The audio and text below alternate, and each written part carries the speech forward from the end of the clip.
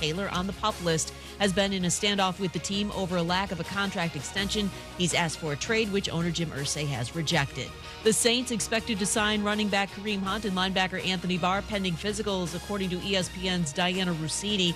Because of injuries and starting running back Alvin Kamara's 3-game suspension to start the season, Hunt and Barr provide needed depth at both positions for New Orleans. ESPN radio host Harry Douglas. Kareem Hunt, I think this is a tremendous signing. You're bringing in a guy that can not only be a rusher, but a receiver out of the backfield. So I think that's the thinking there when you look at that organization. Anthony Barr, a guy that can, play the linebacker position, be a rush guy, play in space, move around very, very well. Even though he's a bit older, he still can play at a very high level. Harry Douglas on ESPN Radio Afternoons. Major League Baseball playoffs start October 3rd with the Wild Card Series.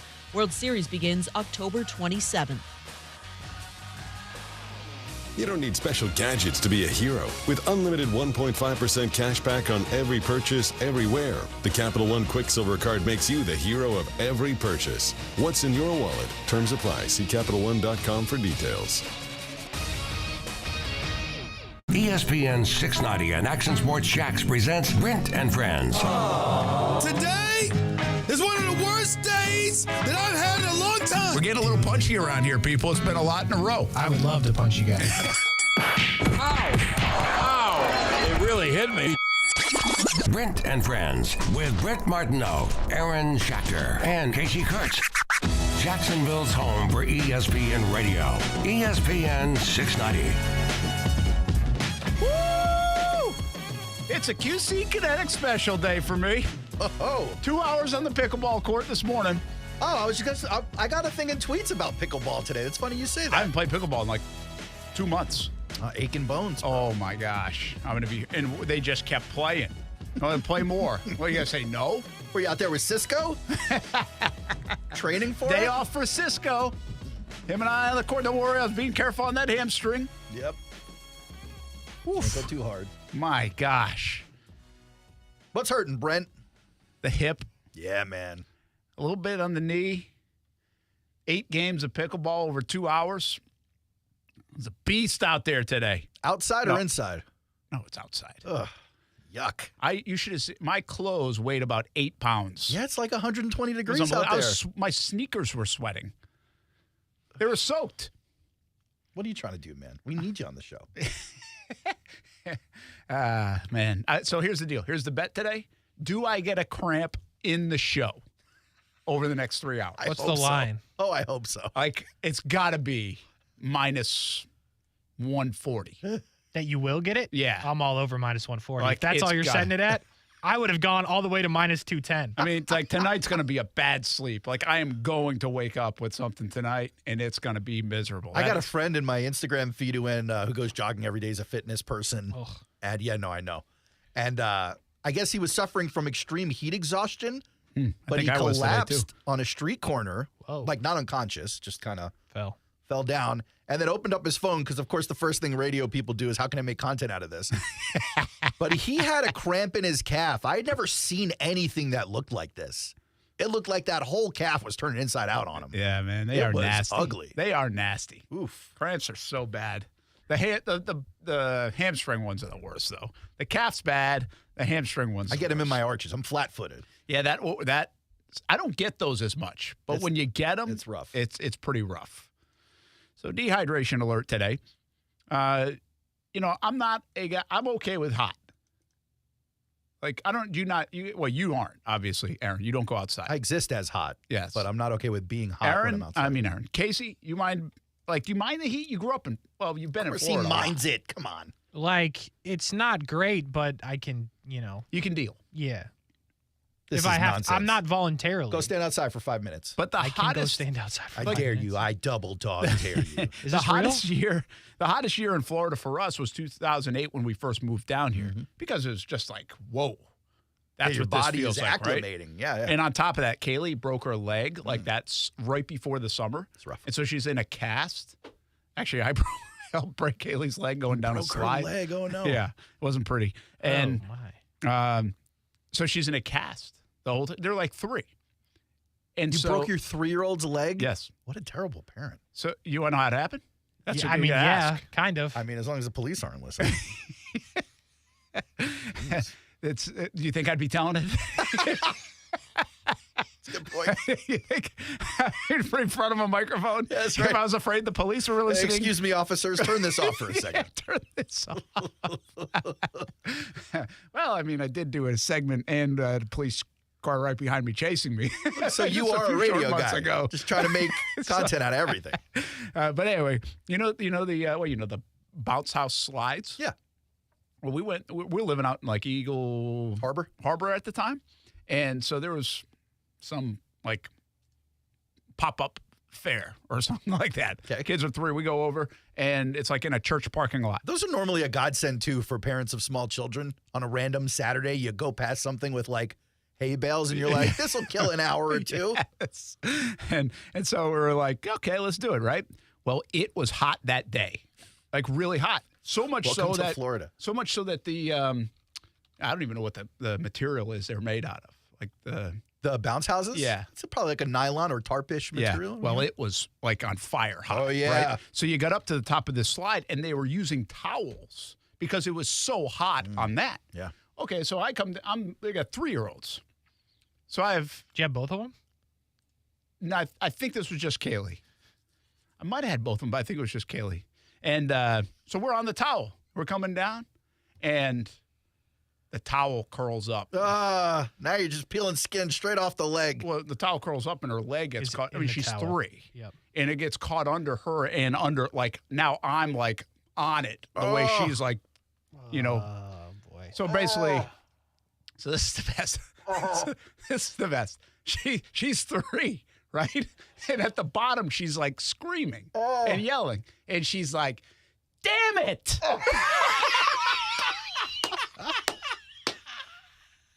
I was like, that's your mother. That's the best. And as Kaylee's gotten older, it's like, yeah, that fits. That fits. That's the best. Kaylee yelling, damn it, at the bottom of the slide. She's like, I need a Band-Aid. A Band-Aid. Listen, your boy Aaron would have reacted a little bit worse than your 3-year-old daughter in that moment. The parenting gets a lot better here. Okay? Did you get a So she's like, yeah, you're okay. It's okay. Just got wrapped under or whatever. just walk it off. We don't see anything. Yeah. And so we we pushing around strollers and go the rest of the day. And she's like, okay. Not screaming, but not Yeah. not acting like her leg is broken. Yeah. Like we gave her a Band-Aid or something, I guess. I don't know, to make her happier. We go to the pool. She don't want to get out of the Stroller. Because she can't walk. That hurts. Well, so this is now. I think I have gone to work, and Steph is with him at the pool, and she does not. She gets up to walk, and she can't. Ooh, collapses. And we're like, oh, or Steph's like, oh. Steph ends up at 8:00 at night or whatever in the emergency room, and so I mean, this is like some 8 hours later or something. Oh, man. And the doc, this is great for mom. Like, Mom, remember now, we have twins, 3 years old. It's not a long list. It's not a lot of experience on the parenting front. Yeah. And the doc's like, obvious deformation of the tibia. It's like, we just spent 8 hours thinking she needed a Band-Aid. And it's like, obvious deformation. Yeah, broken tibia. And that's my good parenting story from there. But anyway, she spent all summer in the wagon, pulling her around. And so we couldn't go swimming with like Ty or anything either, because then she wants to go, and it's Right? not fair. Yeah. Did you sign a waiver before you did the slide? Because I'm thinking back on this, you could have sued him, right? That's a good call. It never crossed my mind. That's absolutely you could have sued. They gave you the towel. They told you to use it. Do you remember what church it was? We can call. Missed opportunity. Well, statute of limitations may not be done. It was only, 14 years ago? You're 18. You're still suffering the mental damages. You're talking about it on the radio. Let's go get them. So anyway, it was hot. Clearly. And I think that summer was like the hottest I've ever been. And I don't get hot. Like again, I can sit out there at camp, and I get it's hot, but it doesn't bother me. Like, it really doesn't. I don't mind sweating or whatever. It doesn't bother me. I'll have a coffee in my hand. You know it. And You're sick. Sanity. yeah. But I'm telling you now, like, I went for a walk yesterday before the show. This is special kind of hot out here. Like this, I don't think I've experienced it you've been here 20 years. Yeah, not like this. Like, I don't think so. Everybody says that because of recency bias. Well, it's also breaking daily records. It's like 112 to 117 Yeah. in terms of feel likes. Yeah. I was talking to Beaten Ball yesterday. It's like, you know how hard it is to get to 100 degrees around here because of the humidity? Just the temperature, Yeah. But the feel likes are insane. Yeah. I really do think, like, right now is the hottest since I've lived in Florida. It's intense. This last, like, week or so. And they're all saying it's going to be the hottest year on record. All over? All or over, here? yeah. All over average, global average. Let's see where you're going. The hottest we've seen the water in God knows how long since they've been recording it. But it's, so be careful out there. Stay hydrated. I was thinking, the other part about this, like, there are high school events getting canceled this afternoon because of extreme heat. Sure.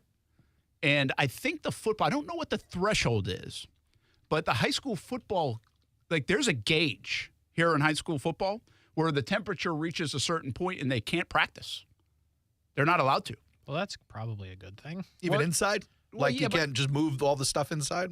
Well, no, do weight that's room and inside. classroom instead? So maybe you can do some weight room stuff and everything, but that's why I think most people go in the morning until school starts. But it'll be something to keep an eye on later this week and into next week, as you can't go practice early in the morning because of school. I don't know. The threshold, actually, Kasey, I got to check on it, but it's not as, like, high as you'd think it would. It's like low 90s. Like, I'm going to be honest, that's probably the right move. No, I'm not saying it's a wrong move. I mean, it's pretty easy to get to low 90s around here. Yeah, I mean, even the Jags, I wondered this. This week they finish off at 8:40. 8:40 is the practice time till about 10:30 these next couple of days. And they've been going in the morning the whole time. I wonder if it's still this kind of hot, and I don't know what the forecast says in terms of next week. They're going to like 12:45 practices. We'll see. I wonder, well, they could go inside, but they might. I wonder if they just move it to the morning.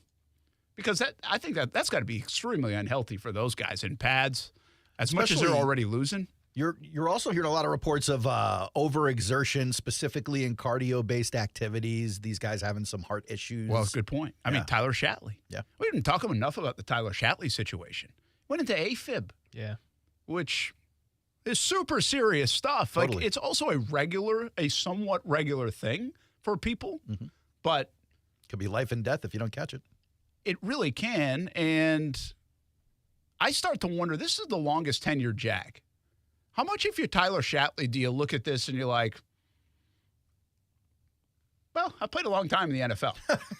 No, seriously. Like, just like cost-benefit analysis. How Do I go on? How could that not cross your mind? I mean, It's he's got a got to. family. Sure it does. It's got to. But also go go ahead. ahead. Oh, that was Kasey, very go good, first. guys, together. I was just going to say, but also, he's been on the Jags this whole time. They've sucked the whole time. They might actually win for the first time. Tyler's like, one more time. I can run it back one more year. Well, and you can. Like, I think, I'm not a heart doctor, but I think, given, people have played after this. Yeah. Like, well, the way Doug talked about it over the weekend was like, we got it under control. Like don't be, it's under control. We're going to be very careful with it. And we're going to get into the depth chart. But right now they have him 4th on the depth chart. Like, I don't think they're planning on doing much with him, like, at all over these next few weeks. And he's been a valuable part of the Jacksonville Jaguars from a left guard, center, even right guard situation. This is a guy people wanted cut like probably 14 different times through his career, and he's been super valuable to the Jags. But that's a scary situation. He's been out at practice. He's actually been, like, working, but off to the side. Makes sense. And I guess it's just something they'll continue to monitor. But first thing you think of is, I hope he's okay. Like, that's a serious thing. And the next thing you think of is, that has got to make you think about doing this. Well, it puts it in perspective, right? Like, you're not 23. If you're 23 and you're just getting in the NFL, I'm like, I'm going for this. I'm here. Yeah. Like, I get it. Well, it probably defines you as a person for most of these guys, if not nearly all of them, right? Like, since you're a child, you're told you do this thing so well and you get such positive reinforcement for it to the point where people are shoving hundreds of thousands, if not millions of dollars at you. Like, I imagine that you want to continue doing that, whether you physically can or can't. And that was going to be my point, Case, when I was like, but also, you don't get to that level without being some of the most competitive people in the universe. So I think it could be really hard to go, here's a thing that I can't see or feel today that I'm told I've been treated for, but I'm going to stop playing because of it anyway. I mean, obviously, a lot of people would then have to have that conversation with their family if that's the case. But it's got to be a hard decision to even consider. Yeah.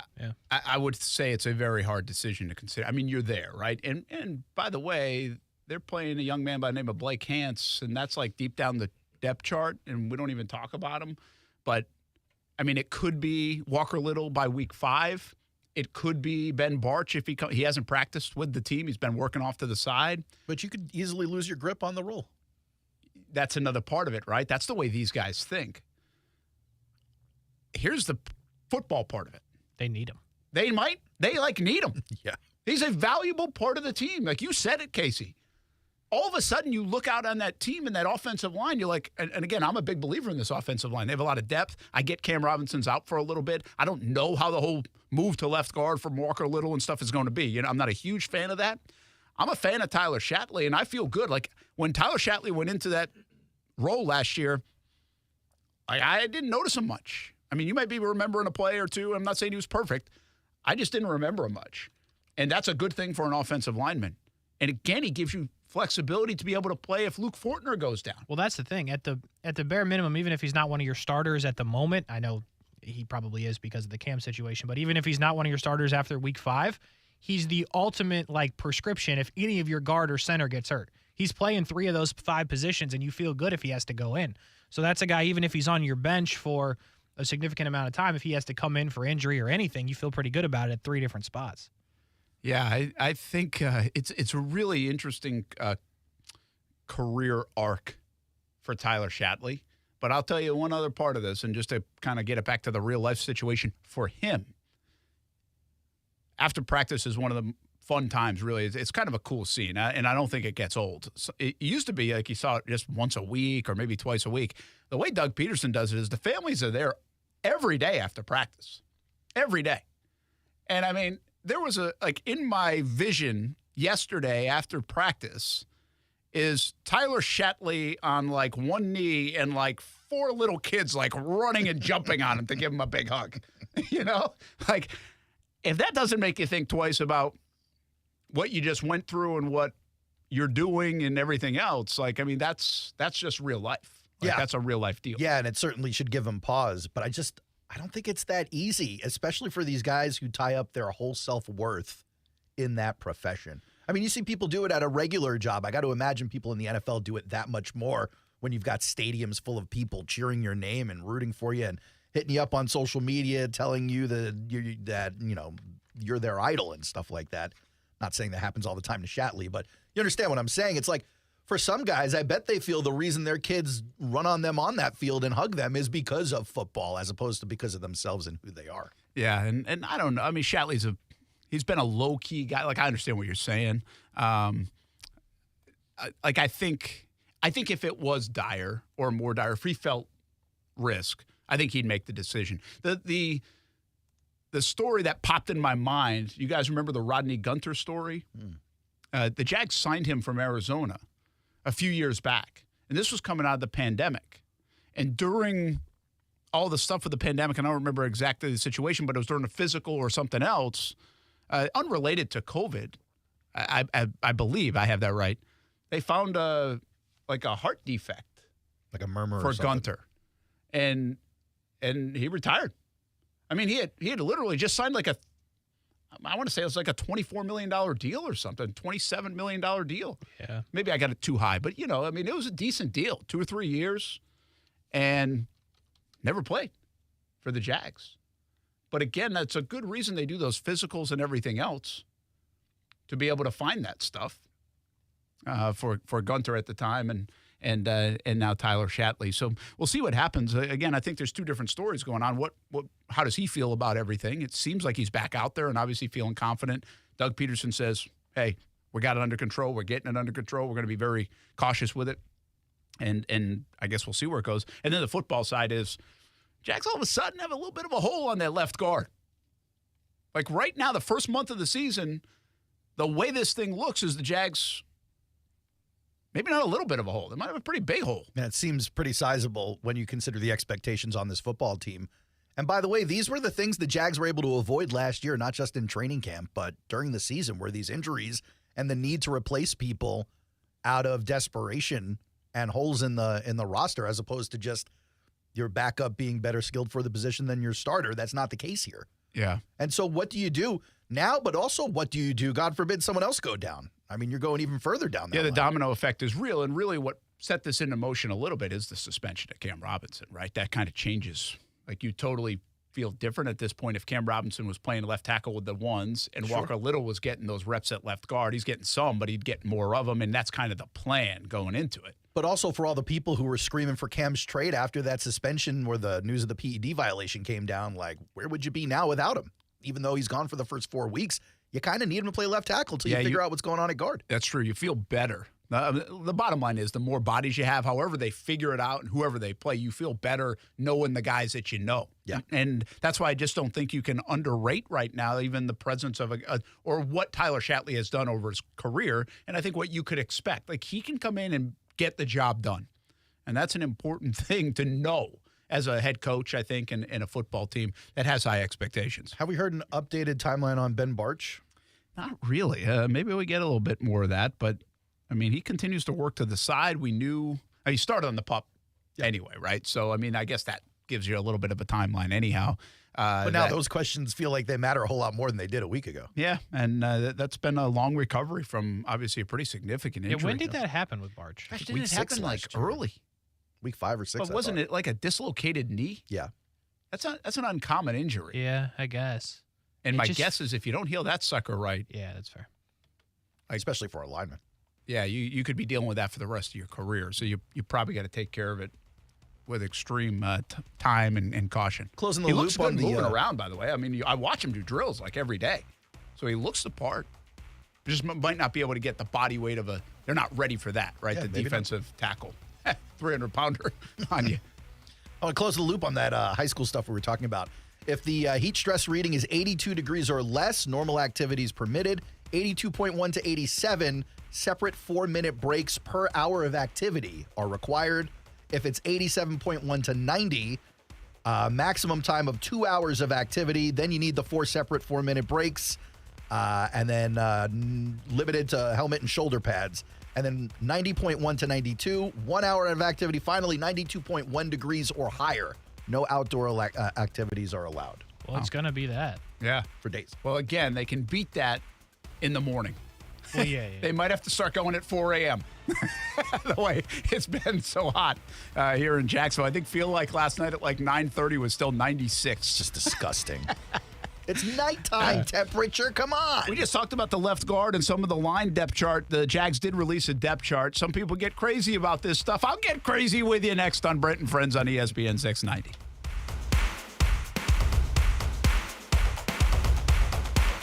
Now, the First Alert forecast on ESPN 690. Partly sunny, hot, and humid again today. A few late-day showers and storms, but before that, we get the upper 90s with feels like temperatures 105 to 115. Warm and humid this evening, an early shower, then dry, partly cloudy. Overnight, down to the mid to upper 70s. Stay cool from the Action News Jax First Alert Weather Center. I'm meteorologist Garrett Biedenball.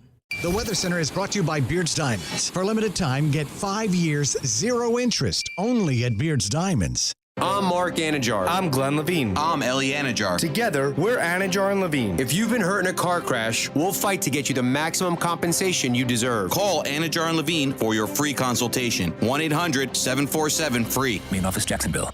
We're dealing at Best Bet St. Augustine, the only card room and sports bar in St. Augustine, Florida. With nonstop action, poker games of all limits, exciting tournaments and table games, and a sports bar showing all the action, Best Bet St. Augustine has you covered. Don't miss our delicious dining options, serving breakfast, lunch, and dinner, and our always popular freshly made sushi. Best Bet St. Augustine is located at 800 Marketplace Drive off exit 311, where I-95 and State Road 207 meet. Learn more at bestbetjax.com. Right now, American Window Products is offering the newest features in window technology with Ultra Dual Low E glass and insulated vinyl frames with magnet weather stripping on windows for an airtight seal to help reduce your energy usage, all at an affordable price. This exclusive offer is for a limited time, so act now to save big with 12 months, 0 interest financing. Schedule a free estimate at AmericanWindowProducts.com. American Window Products, the window professionals. Financing at time of sale for new orders only. Rich Jones here. If you're an investor who's interested in doing well while doing good, getting solid returns on your investments while making a positive impact, consider investment funds with DLP Capital. Here's Don Winter, CEO of DLP Real Estate Capital, to tell you more. With the current housing shortage in the U.S., investing in real estate, especially workforce housing, is one of the safest and most reliable places to invest. We invest in affordable housing for hardworking people and generate amazing returns for each of our investors. To get your investor's guide and find out more, dial ** invest from your cell phone or visit highyieldreturns.net. Are you stressed out trying to create the right digital marketing? You need to contact Cox Media Group Local Solutions, Jacksonville.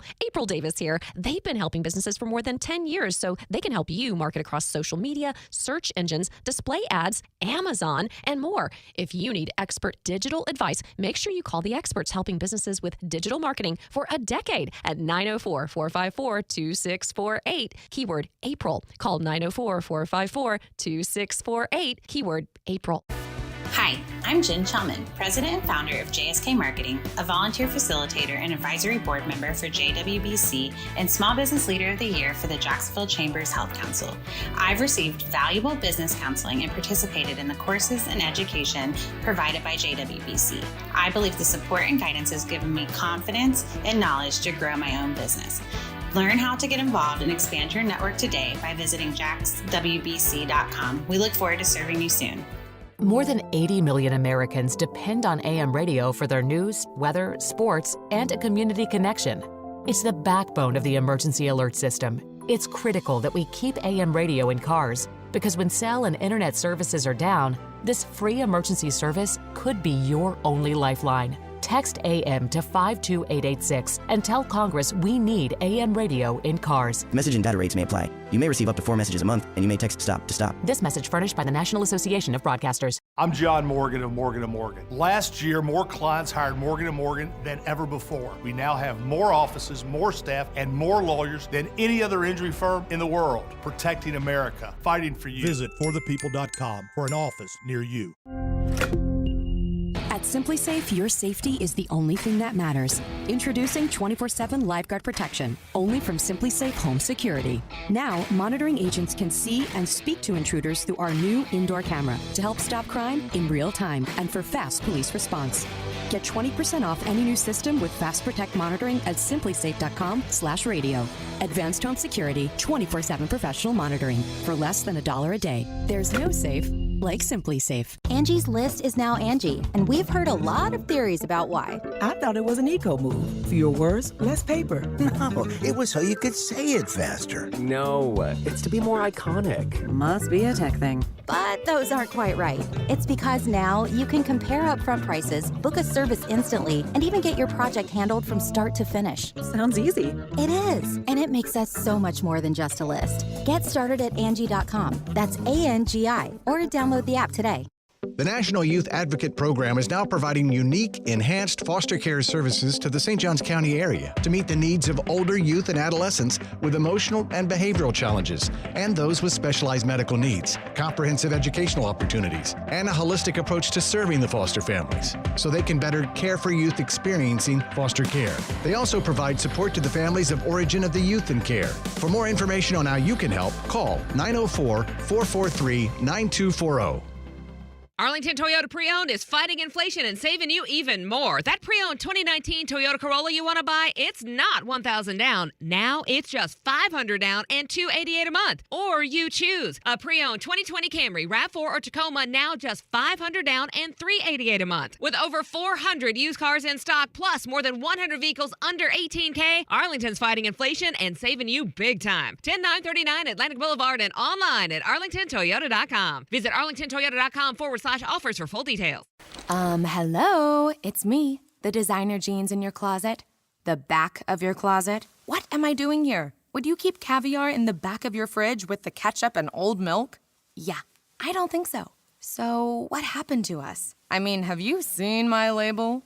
I used to summer in the Hamptons, and now I'm stuck behind a pair of sweats. Sure, I never really fit you quite right, and one of my pockets is so small you can't even squeeze your hand into it. But it's all about the look. And I look good.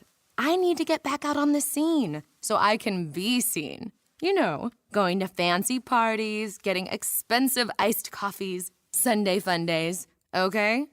So take me to Goodwill, where I can really make a difference. Your donations to Goodwill create new jobs, training programs, and education assistance for people in your community. To find your nearest donation center, go to goodwill.org. Donate stuff. Create jobs. A message from Goodwill and the Ad Council. Hey, it's Brent Martineau from Action Sports Jax. Did you know you can watch our radio show? Yeah, video of a radio show. Just search ESPN 690 Jax on Facebook, YouTube, and Twitter. Or follow me on Twitter at BrentASJax. Watch the show live weekdays from 3 p.m. until 6 p.m. or listen on ESPN 690.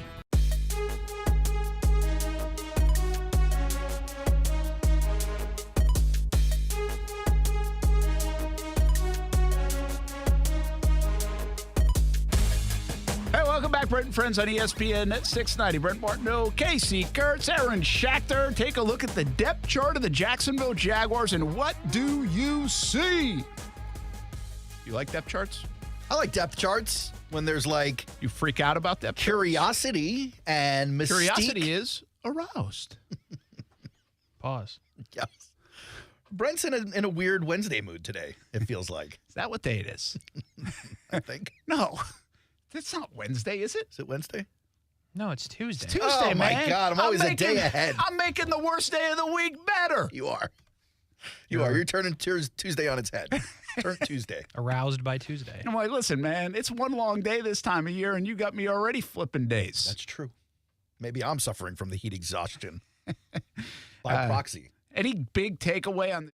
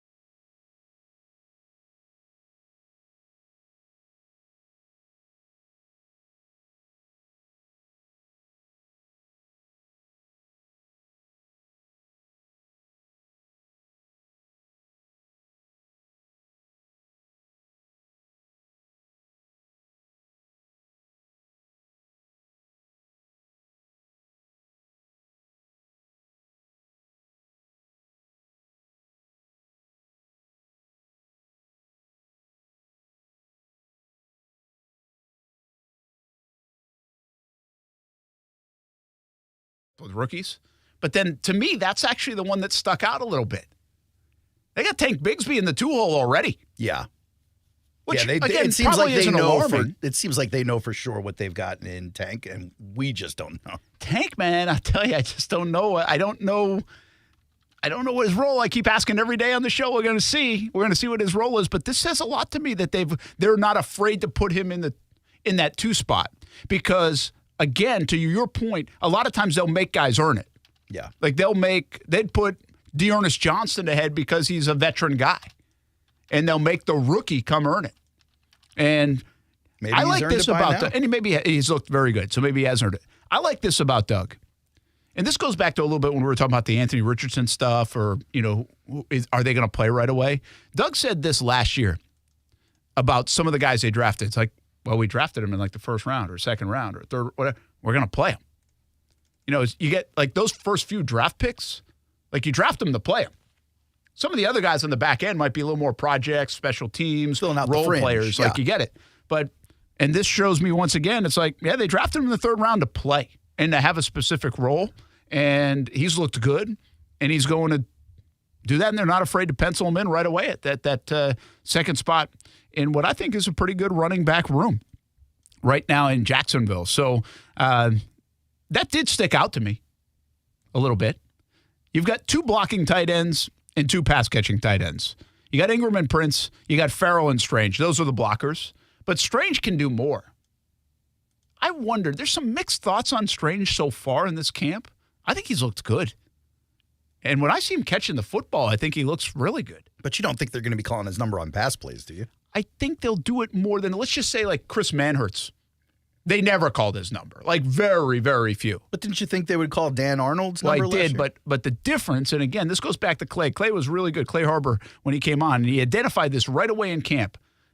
We were out at camp, and he was here in Jacksonville, at Episcopal, really. And he's like, you got to be careful. If you have Arnold on the field, I know you're probably going to throw it. If you have Manhertz on the field, I know you're going to pass it. Brenton Strange doesn't work that way. Brenton Strange can do both, and I think that's part of the reason they like that young man is because it gives them a little more deception. You don't have a tendency to seek with him. That's why I think they almost have to throw it to him a little bit more, Aaron, because if you know he's in the game and he's never catching a pass, well, then you're probably thinking run. So we'll see, and we'll see how that plays out. I think they got 4 guys that they really like right now at the tight end spot. Unless there's an injury, those 4 guys are the guys, with all due respect to the others in there, including Josh Peterson. Tyler Shatley, I said this in the last segment, at the left guard spot, they moved him all the way to 4th on the depth chart, which I think shows me that we'll see in the regular season. I mean, there's nothing more to learn from Tyler Shatley. Yeah. Well, like, other than would he play this year? And I think the answer by them putting him 4th is yes. Yeah. Well, yeah, the only way that would not, if he's not going to play, they can put him on like a non for the season. Football. Yeah, I mean, they can do a lot of different things in that case. To Kasey's point, what was interesting last year with Fortner, remember how much Shatley played at center in training camp? Yes. And then all of a sudden it was like, yeah, we're kind of giving him those reps out of respect. They didn't say this, but I think this is what my interpretation was, out of respect because he's been here a long time, but the rook's going to play. And that's kind of how it went. It was like he started there, reps there, and then it was a shift to Fortner at one point. But to Kasey's point, I mean, Tyler Shatley doesn't really need to play this time of year. They're actually benefit more by playing a Blake Hansen there and seeing how good he is, and if they had to go to him or have to go to him, can they get him enough reps to feel comfortable? Anything else jump out at you? You know what hit me today? What hit you? I'll help you. I want you guys to read. Aaron, do this for me. All right. Do this. You're looking right at the depth chart, right? I'm looking at it. Read the first team defense. You got Devon, RRH, Foley, Josh Allen, Trayvon Walker. That's on the front. You got Foye, Devin Lloyd behind him. You got Darius and Tyson with Trey as the nickel corner. Cisco and Rayshon Jenkins as the safeties. Like none of that's a shocker. No, it's not a shocker. Why are we doing this exercise? Because the exercise was when I read that. I really liked it. No, like I like their defense. Like, I feel like I'm the only one in Jacksonville that likes their defense. No. I think the defense is going to be good. I think people are excited to see what they bring. I think it's not proven. I think you yesterday hoping for a top 15 plus sack number. Take it to the bank. Or them having a top 10 defense, because if they have top 15 sacks, I think they would have a top 10 defense based on what we believe about the linebackers and the secondary. I think that's a little more of the optimism, the rainbows and the sunshine. But that's a decent defense. You've got good starters there. Yeah, like we get these, if you watch on Facebook, YouTube, Twitter, and Twitch, like we get these like big roster sheets, from the Jags. And so like you got the list of like every position, which by the way, thank you, Jags. Like it's good to have out there at practice. But it hit me today, like when I look at that, like when I'm looking at it all in a line, like as a starting defense, like, man, there's a lot to like here. Like, I know people they'd like to upgrade a guy like Trey Herndon, but the guy's played a lot of football in the National Football League. Like, he knows what he's doing. He's going to be a Pro Bowler? No, but that's okay. You're not going to have 11 of them. I mean, Rayshon was so good last year. Andre Cisco, we think, is just arrow up. Yes. Tyson Campbell, certainly arrow up. Yes. Darius Williams is a good football player. He played great football second half of last year. Especially in that position, I think he's where he needs to be. He's earned it. Again, is he elite? No. But he's a very good football player, and you're going to be fine with him over there. I think Devin Lloyd is on the up. Yeah, I really do. And I think a lot of people are buying it. Foye is the leading tackler in the National Football League. Great player. Trayvon's a big-time talent. You got to believe there's still upside there as the number 1 pick in the draft. Even if Trayvon Walker wasn't supposed to be the number 1 pick in the draft, if he was going to be a first-rounder at all, then you know you've still got upside to go. Josh is a PFF animal. What's that? And then you look at those 3 guys, and listen, I know they're not the Aaron Donalds of the league, but the Jags are like invested some, I don't know, $70 million in those 3 big guys.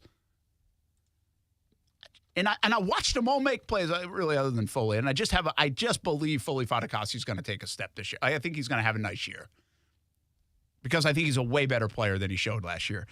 But these other guys made plays now. Devon did come off his best year. Roy Robertson Harris was a beast at the end of the year. I guess I just hadn't seen it in a while, like this laid out like this from my eyes.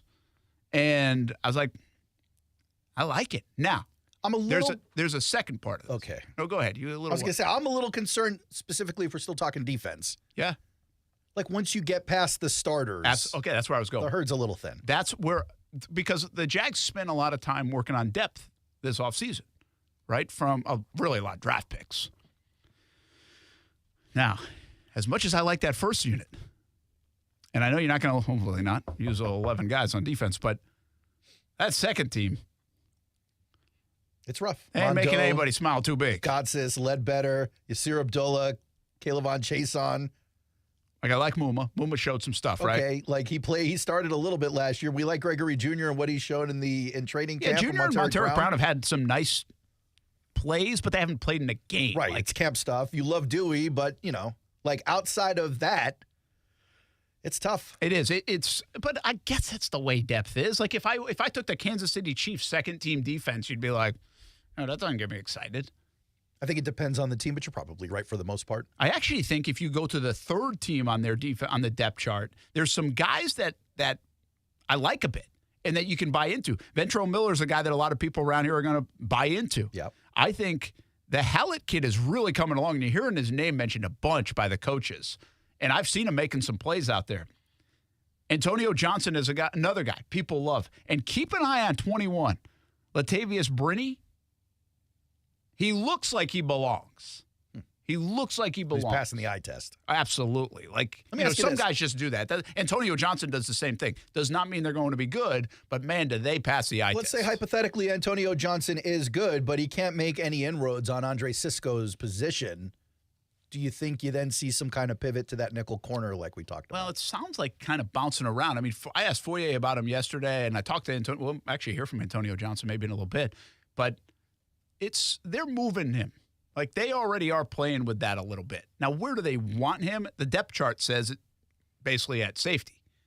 But he's certainly got a lot of capability. And as we learned last year, they are willing to move. Rayshawn Jenkins played like all over the place in a couple of games. Swiss Army knife, yeah. Right? So the way the safeties get used in this defense, Antonio Johnson his versatility may come in handy in a big-time way. Maybe even if it's not in the first half of this year, maybe second half of this year, or even going down the road in Mike Caldwell's system. So, I mean, the depth chart is what it is. The other big thing about the depth chart is as you look at it, I'm wondering where, we don't know the spots are locked up. Like you said yesterday, do we have, 5 guys that are up for grabs? I mean, this kind of lays it out. With all the practice squad players available, I mean, I just don't know in the third team, any of those offensive linemen, I don't think they're really making it. Jermichael Hasty definitely is. Parker Washington, are they going to be able to keep him? I mean, he has not been impressive in camp. He's been outplayed by a lot of different receivers. That's an interesting one to watch because people loved him coming out of the draft. And I'm not sure he's doing enough. Can you stash him on the practice squad without getting picked up? How many wide receivers will they carry on the 90? Is it 6? Well, you mean on the 53? On the 53, yeah, not the 90. It can be 5 or 6, depending on other positions and what they do with running backs, tight ends, how many linemen they keep. Because essentially it looks like it's between Tim Jones and Kevin Austin Jr. at that point, no? Yeah, and even where's the other kid on here? Cook kid, I think. Where is he? Elijah Cooks. He's played well. The guy, well, Tim Jones has obviously played well for a bit, but Cooks and you just mentioned Kevin Austin. Like those guys, seemingly to me, my eyes tell me they're ahead of a guy like Parker Washington, who you drafted. And that's how that position can work. But how many are you going to keep? Where are you going to put them on the practice squad? Now, you get to that third-team defense. You've drafted Tyler Lacey, right? You've got Jordan Smith. Are they going to give him a chance? Again, Ventrell Miller, Clay Brooks, where does he fit into this, even with some of the off-the-field problems? And Hallett Johnson. There's going to be some tough cuts, I think, on that defensive side in the secondary, most especially for the Jags when it comes down to the final 53. So I look at the depth chart there. A couple of things stand out. I guess not too many surprises. You really look at those first two teams on the Jags in that depth chart, and I think you like a lot of it. You really do, especially the first teamers. That's what I took away from it. I was like, defense looks better on paper. I like what I've been saying about this defense. You just need those guys to step up in the way that we hope they do. Well, that's true. There's always that. But you know what? At the same time, man, you need the offensive line to play well. Like, we think the offense is going to be good, but you need the offensive line to play well. You need guys like Zay Jones and Evan Ingram to do it again. I mean, you always need the guys to perform. Double-edged question. If the defense is good, how many games in do they need to be good before you go, this defense is good?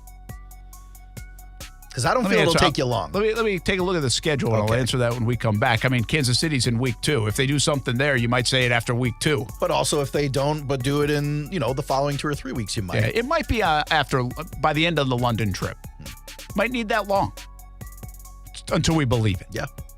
We'll be back. Brent Friends on ESPN 690. Brent and Friends is sponsored by Best Bet. Now open in St. Augustine. The Coke Zero Sugar 400 weekend at Daytona returns August 25th and 26th, and ESPN 690 wants to send you to the races. Visit the contest page at ESPN690.com and play our trivia. Answer correctly, and you could win Wawa 250 tickets plus a chance at the grand prize, the Coke Zero Sugar 400. Purchase tickets by calling 1-800-PIT-SHOP. As the seasons change, one thing remains the same. Jacksonville and all of Northeast Florida are fueled by Celsius Essential Energy Drinks. If you spot ESPN 690 anywhere in the community, come hang with us and grab an ice-cold Celsius.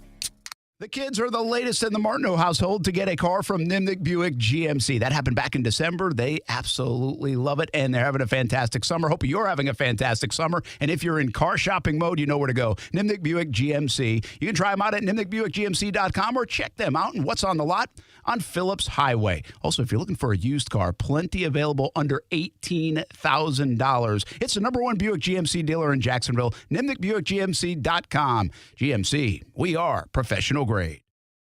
Mike Lester, you are the founder of Talon Wealth, but you were not born with a subscription to the Wall Street Journal and a calculator in your hand. So what was your first job as a teenager? Mowed yards. Of course, I couldn't drive. I was probably 12, 13. I had a skateboard. I could basically get everything on that lawnmower and drag myself on the skateboard to whatever lawn I had to mow. Get to know Mike and the other Talon Wealth fiduciaries at guardingyournestegg.com. You've been diagnosed with type 2 diabetes. You have to carefully monitor your health for the rest of your life.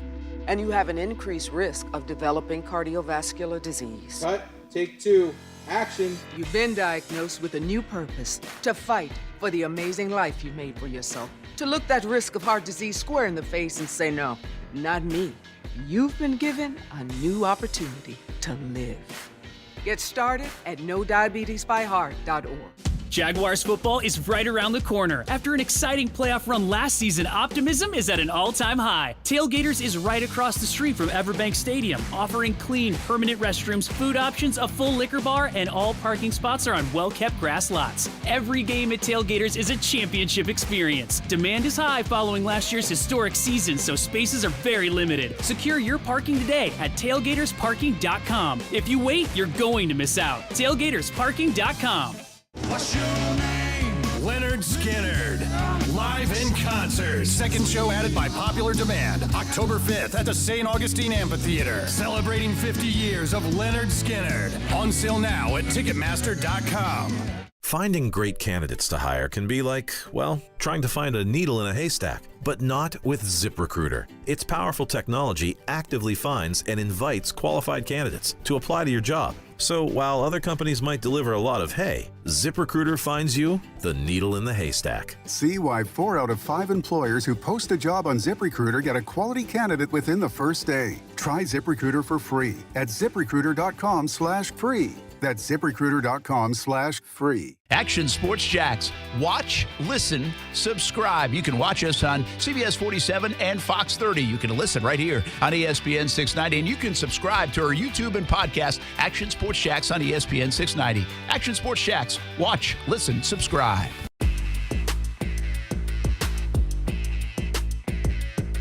All right, so you asked a question before the break, and then we started talking about Tommy John surgery in the commercial. The old TJ.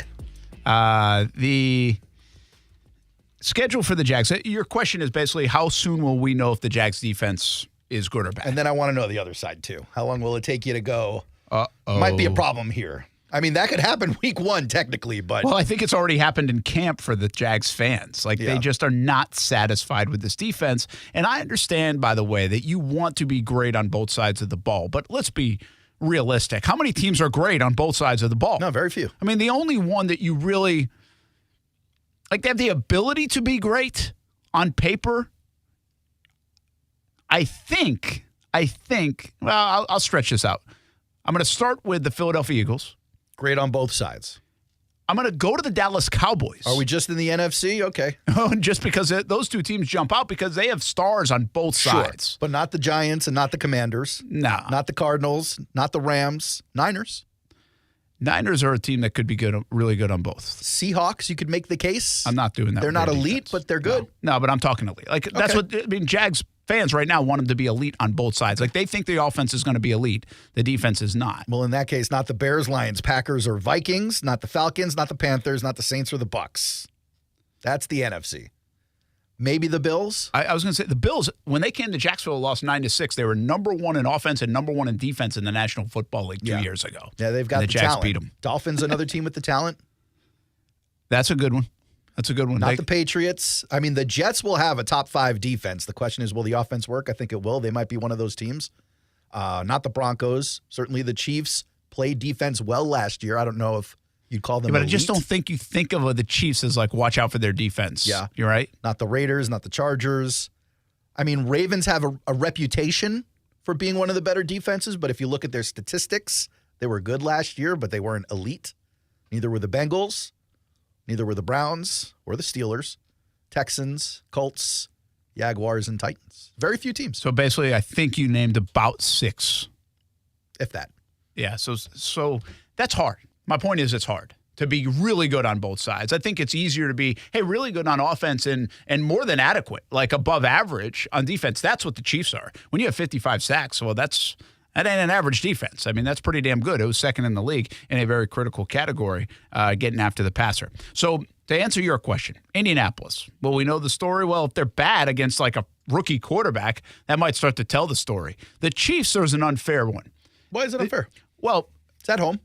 From a bad standpoint, if you give up 30 points, everybody gives up 30 points to the Chiefs. Okay, but if you give up 30 at home, I'm going to have a hard time swallowing they're the Chiefs. Yeah, but the Chiefs... I won't have a hard time. Yeah, I don't think so. They're the Chiefs. Yeah, they're the Chiefs. Yeah, week 2, though? Yeah, but doesn't he have an insane record in September? I mean, maybe. But if you're going to beat the Chiefs, it's going to be week 2 as opposed to week 7 or week 12 or week 18. Yeah, it's 2 months that they're unbeatable. I can't forget, September and December, they're unbeatable. And you can't be a top 4 seeded playoff team with serious aspirations for the Super Bowl if you're going to go in and lay an egg against because it's the Chiefs. Well, I'm not saying lay an egg. It doesn't mean they might lose 30-27. They might win 33-30. But we're asking about the defense. I don't know if that's going to tell the story. Yeah, I don't if hold they them give responsible up 30 on points. that game. I'm with you on that. But also the other thing is you don't try to be a top 4 team in week 2. I mean, some would argue you'd try to be the top 4 team every week. Well, they scored 29.2 a game last year. Okay, but what they score against the Jaguars? 27 both times, wasn't it? Pretty sure it was 27. Jags actually kept them under the average. Yeah. 27 both times. Now, one of the games, 27 like, and 30. I'm sorry. 30 I feel like the 27. first game they could have scored more if they wanted, like if they needed to. The Chiefs. Yeah. But the point of that story is if they score 30 or less, I'm fine with it. Yeah, you're doing a pretty good job. Yeah, if the Chiefs have an average and you hold them below the average, then the defense did better than most defenses do. All right, so but either way, let's minimize the Chiefs game a little bit. Okay. Indianapolis game, you should be good even if you're an average defense. I mean, they're not going to score 30 a game. Yes. Then you have Houston. Atlanta's an interesting one, depending on what they look like at that point. Yeah. There's some believers in Atlanta. They put a lot around Ritter. We don't know how good he's going to be. And you'll know by week 5 like what they've got. I mean, outside of Mahomes, the first 4 weeks of quarterbacks, you ain't playing Hall of Famers. Don't sleep on the Falcons. That's going to be a tough game. That offense is going to be high octane. And then the Bills. And then you go to the Colts again. So I think like 6 weeks in, you're going to have that's a real good sample of playing elite teams and offenses and playing some, okay, maybe Atlanta is good, but what do you do against them? And also playing some guys that you should dominate. You're going to have a sample size of, all right, I know where we fit here. Yeah. We're really good. We stink if you give up like 27 to Houston and Indy. Or we're middle of the pack if you give up to the Chiefs and the Bills, but you slow down the Texans and the Colts and maybe Atlanta or something. You're 33% of the way through the season. I would hope we know what we have at that point. Keep in mind now, you had no clue what the Jags were going to be at the end of October last year. Oh, you did. It's just they didn't turn out that way. But you knew exactly what they were going to be. They showed it to you over and over again. They did, but they weren't. They were totally the opposite. They changed it, yeah. Do you think we should know even before then? Maybe a month. Like I said, London. Like I could see coming back from London, you have a good idea. Yeah, I think after that Falcons game or the Bills game, you have a really good idea of a wide swath of bad, medium, and great opponents. But keep in mind, after 4 weeks last year, Devin Lloyd looked pretty good. He did. And then Jags lost 5 games in October in part because Lloyd couldn't find his way and they didn't have a corner. And that's not to say the Jags can't make the playoffs if that happens again, but it should be said you're not making the Super Bowl if that's the way it plays out this year. That's certainly the case. 4 o'clock hour coming up next. We'll hear from a local guy that's getting closer and closer to making the roster next on ESPN 690. We're dealing at Best Bet St. Augustine, the only card room and sports bar in St. Augustine, Florida. With nonstop action, poker games of all limits, exciting tournaments and table games, and a sports bar showing all the action, Best Bet St. Augustine has you covered. Don't miss our delicious dining options, serving breakfast, lunch, and dinner, and our always popular freshly made sushi. Best Bet St. Augustine is located at 800 Marketplace Drive off exit 311, where I-95 and State Road 207 meet. Learn more at bestbetjacks.com. Arlington Toyota Pre-Owned is fighting inflation and saving you even more. That pre-owned 2019 Toyota Corolla you want to buy, it's not $1,000 down. Now it's just $500 down and $288 a month. Or you choose a pre-owned 2020 Camry, RAV4, or Tacoma, now just $500 down and $388 a month. With over 400 used cars in stock, plus more than 100 vehicles under $18K, Arlington's fighting inflation and saving you big time. 10939 Atlantic Boulevard and online at arlingtontoyota.com. Visit arlingtontoyota.com/offers for full details. Jacksonville is a great place to live. And if you love where you live, you should invest in it. That's why more and more people bank with One-to-One Financial, Jacksonville's hometown credit union. We invest every penny back into North Florida, backing the very best small businesses, nonprofits, and of course the family home. Why put your money with some big out-of-state bank when you can invest in where you love to live? One-to-One Financial, we're your hometown credit union. Sign up today at one-to-one-fcu.org. Federally insured by NCUA. ESPN 690 is home for the Florida Sportsman Fishing Show hosted by Captain Rick Riles. Tune in every Saturday morning from 7 to 9 a.m. to find out what's biting now. Fishing so fresh, you can almost smell it.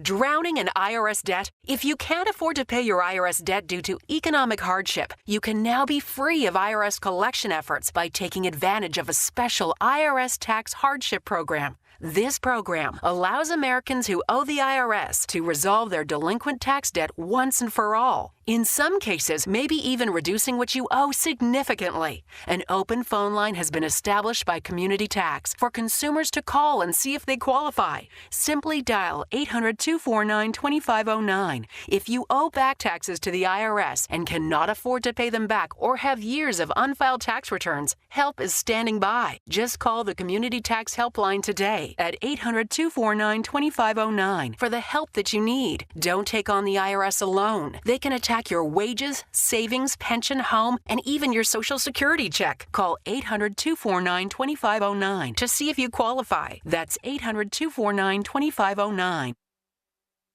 This is SportsCenter. I'm Christine Lisi. Some Commanders players concerned about the intensity of new offensive coordinator Eric Bieniemy at training camp, and they've approached head coach Ron Rivera about their issues. A lot of these young guys, they do struggle with certain things, and a lot of you also got to take for where they've been. I mean, guys coming from certain programs are used to it. Guys come from other programs aren't as much. So, I kind of have to assimilate and get a feel for everybody. Eric has an approach, and it's the way he does things, and he's not going to change, and because he believes in it. To that point, Bieniemy said he's always going to be loud, vocal, and demand from his leaders, added he does have his players' backs all the time. Saints needing depth at running back and linebacker, expected to sign running back Kareem Hunt and linebacker Anthony Barr, reports ESPN's Diana Rossini. USC commit cornerback Dakota Fields flipped to Oregon, first recruit to commit to Oregon since the school announced it would leave the Pac-12 for the Big Ten in 2024. Major League Baseball released its 2023 playoff schedule. Starts with the Wild Card Series October 3rd. World Series starts October 27th with Game 7, if necessary, on November 4th. Long summer days call for extra hands. Hire fast with Indeed. Their hiring solution helps attract, interview, and hire candidates. Sponsor a job and instantly receive a short list of quality candidates whose resumes match your job description. Visit Indeed.com/credit. WOKV Jacksonville. Listen live everywhere you go on ESPN690.com. ESPN 690, a Cox Media Group station. Broadcasting live from the Anajar and Levine studios. Anajar and Levine Accident Attorneys. Call 1-800-747-FREE. That's 1-800-747-3733. ESPN 690 and Action Sports Shacks presents Brent and Friends. Today is one of the worst days that I've had in a long time. We're getting a little punchy around here, people. It's been a lot in a row. I would love to punch you guys. Ow! It really hit me. Brent and Friends with Brent Martineau, Aaron Schachter, and Kasey Kurtz. Jacksonville's home for ESPN Radio. ESPN 690. 4 o'clock hour we go. Brent and Friends on ESPN at 690. Overtime with Kurtz and Middleton next, and that's at 6 o'clock. Then you get Jacksonville Jumbo Shrimp tonight. Back home for a homestand. And it's hot outside, so hydrate. Drink a lot of water. You gonna bring one of those Jaguars urinals to work so we could all check out our hydration status? Did you see the urinal? I mean, it's national news. It is. Like, why? It's cool tech. It's just the tip of the iceberg, Case. Wait till you hear about the $100 pills. We did a 1-hour special on the new mech, and they didn't let us into the toilets. They were hiding it for ESPN. Not a surprise. That was NFL Network, but yeah. I saw it on ESPN. Isn't it crazy, the stories that, get picked up and, This one doesn't surprise me, though. No? No, because it's such a, of course we should do that. And, it seems so innovative. I tweeted sarcastically, but also, real life. If your pee is yellow, man, go drink water. That's the way it goes. Yes. This isn't hard. If you're talking about red, yellow, green light system, which I guess, coincidentally enough, that's what they have. Yes. But I tend to think they get a little more detailed information on the other side of that for the coaching staff than just hydrated, need more, and emergency. I got to imagine there's some kind of numerical value there.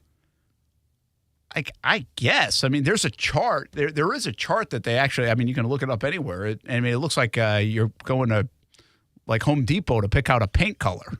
It's got chart. different shades of yellow and white and whatever. And I get new technology. I guess that's kind of cool. Like, I just don't know how much more it's doing than tip of the iceberg. You really Brent. couldn't identify by just looking Here's what down. You do. I'm not a doctor, but I play one on the radio. You take the hydration number. Then when the guys come in, you give them a little cheek swab or something like that. You want to get the rest of their numbers. You want to get their gut health. You want to get their blood numbers and their cholesterol and all those numbers. And then that helps you create their supplement diet. And it helps you create their fitness package and their hydration plans. And you have all of this automated so that you don't have to wonder anymore. You don't have these guys responsible for their own bodies where they could accidentally put something in there and then end up serving a 4-week suspension for PEDs. Now the team is totally in charge of all that nutrition, and it's all automated. Yeah, I get that. I mean, I'm sure I still think like in this new technology in the Jags bathroom that got everybody's attention, like you still have to tell them, hey, what color it was. Right? Like, or does the thing talk to you and be like, hey, Ben Barch, how are you doing today? What if you drank a lot of blue Gatorade? I don't know. What does that mean? It's coming out green no matter what. That would be pretty weird if it was like, hey, buddy, good to see you again. Breaking news. Kasey dehydrated? What's up? Guys, I'm in pain. What happened, man? Did Justin Field card market crater again? You still mad about your kid that you labeled Shohei Ohtani like losing yesterday? Did you try and graft the kid and they called the cops on you? None of those things. Oh, okay. But I am sad that kid lost. What was that kid's name? Jace Kent. Thank you. I don't know if you followed this story. Shea McClanahan got hurt. Yeah. What's he got? Tommy John? He is unlikely to pitch again the rest of the season. Everything is on the table, including Tommy John, flexor surgery, and loose body removal. What does that mean? It means he's got like bone spurs they got to take out or something. Loose body removal. Guys, wow. I'm in pain. He's in pain. That seems like a lot of, hey, doc, what's wrong with me? I don't know. I got like 7 things I could do. Let's throw the dart and see what happens. Yeah, that's like we might do surgery and not get it. Yeah, you knew when they flew him out to California they were in trouble. Yeah, but like, there's one thing where it's like he needs Tommy John, and then it's like he might need all 3 of these or just one of them or maybe none. It's another thing when you go, he needs Tommy John, maybe? Has he had it before? No. And you're going to get it. Like, I don't know this. This sucks, guys. They started like 20-0. Yeah, and they're not even going to make the playoffs. And they didn't make any kind of, like that happened after the trade deadline, so they really, oh no, they got the starting guy from Cleveland, didn't they? Yeah, they made a trade. That helps. They got Aaron Clive. It's pretty much the same thing. So if you get an early Tommy John, like kid early. Like 16. Yeah.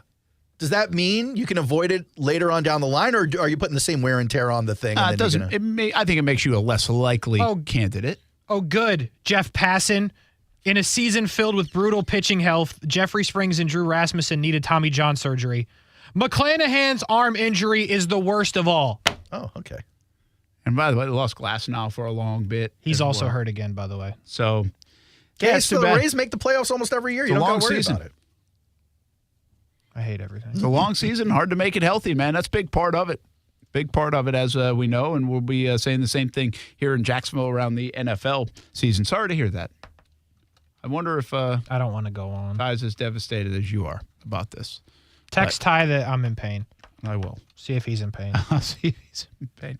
Not as much pain as you said as McClanahan, who's a very good pitcher and really one of the most underrated guys. I think if you people don't know him because he's on Tampa, but he's a good pitcher. Really good pitcher. Great pitcher. And it's like you can't be a star if you're on Tampa. Well, that's kind of messed up, but okay. Well, Wander Franco, by the way, is hitting like crazy lately. Yeah, who cares? He can't pitch. He's not Ohtani. Back to football we go. There's a fun story developing at Jags camp. Oh, okay. And it's not Shane McClanahan. Cooper Hodges. Oh. This guy, like, I got to be honest, he came from App State. He's a Baker County kid. Now, listen, we pay attention to a lot of players on Friday night. Offensive linemen, not usually in the mix of the highlight reel. So I can't say I knew a lot about him. Sure. But obviously comes from a great football place in McClenny. And App State's a good football school, not a Power 5, nothing like that, not on the big stage. But Jags draft him late, and he's looked good by all accounts out there. Again, I see it too, but I'm not an expert in what an offensive lineman should be doing, how good you can look during camp. The depth chart shows he's number 2 behind Brandon Sheriff. May see some time this year. Well, he's going to see a lot of time in Dallas. And there's a fun thing going on where at the start of every practice, he has to like go fire up the crowd and end his antics with a cartwheel. Interesting. And sometimes he does it well and other times he doesn't. Oh, does he miss? I figure they'd assign the cartwheel to him because he's expert. No, I think this is a little bit the old guys on the team telling the young fella to be the dancing bear. Okay. Yes. It's a lot of that. And he's a fun interview, too. We offensive linemen don't always have the great personalities. Yeah, usually they're a little bit stoic and quiet, yeah. I think you're going to like this guy. Olivia Tassley caught up with Cooper Hodges in his quest to make the Jacksonville Jaguars. Cooper Hodges, welcome to the NFL. How is training camp going so far as a Jaguar? It's awesome, man. You know, just a dream come true to be able to play with these guys and, you know, just a team that I've rooted for my whole life. And I know these guys, they're awesome. I can't say a bad thing about them. Especially in my room, the O-line guys, man, they took me in and let me be one of them. So I'm just very happy with that. Yeah, you touched on it a bit with the hometown guy, right, across the border. But hey, this was your team growing up. What's it like for you? Is it like a holy wow moment? I'm actually in this moment. Yeah, I tried to avoid that big wow moment because then if your eyes get too big, you start looking at everything and you can't really focus on what you have to do. So. I mean, I think it's hit me. I think it will hit me again, you know, when I actually play my first home game in the stadium, you know, I think it's the Dolphins, right? But yeah, I mean, it's definitely like people come out here every day that I know, you know, they're just Jags fans people from my hometown. So it's very cool, very cool. Yeah, your hometown is very big on football, right? Absolutely huge. What's it like for them to have someone in teal now? I think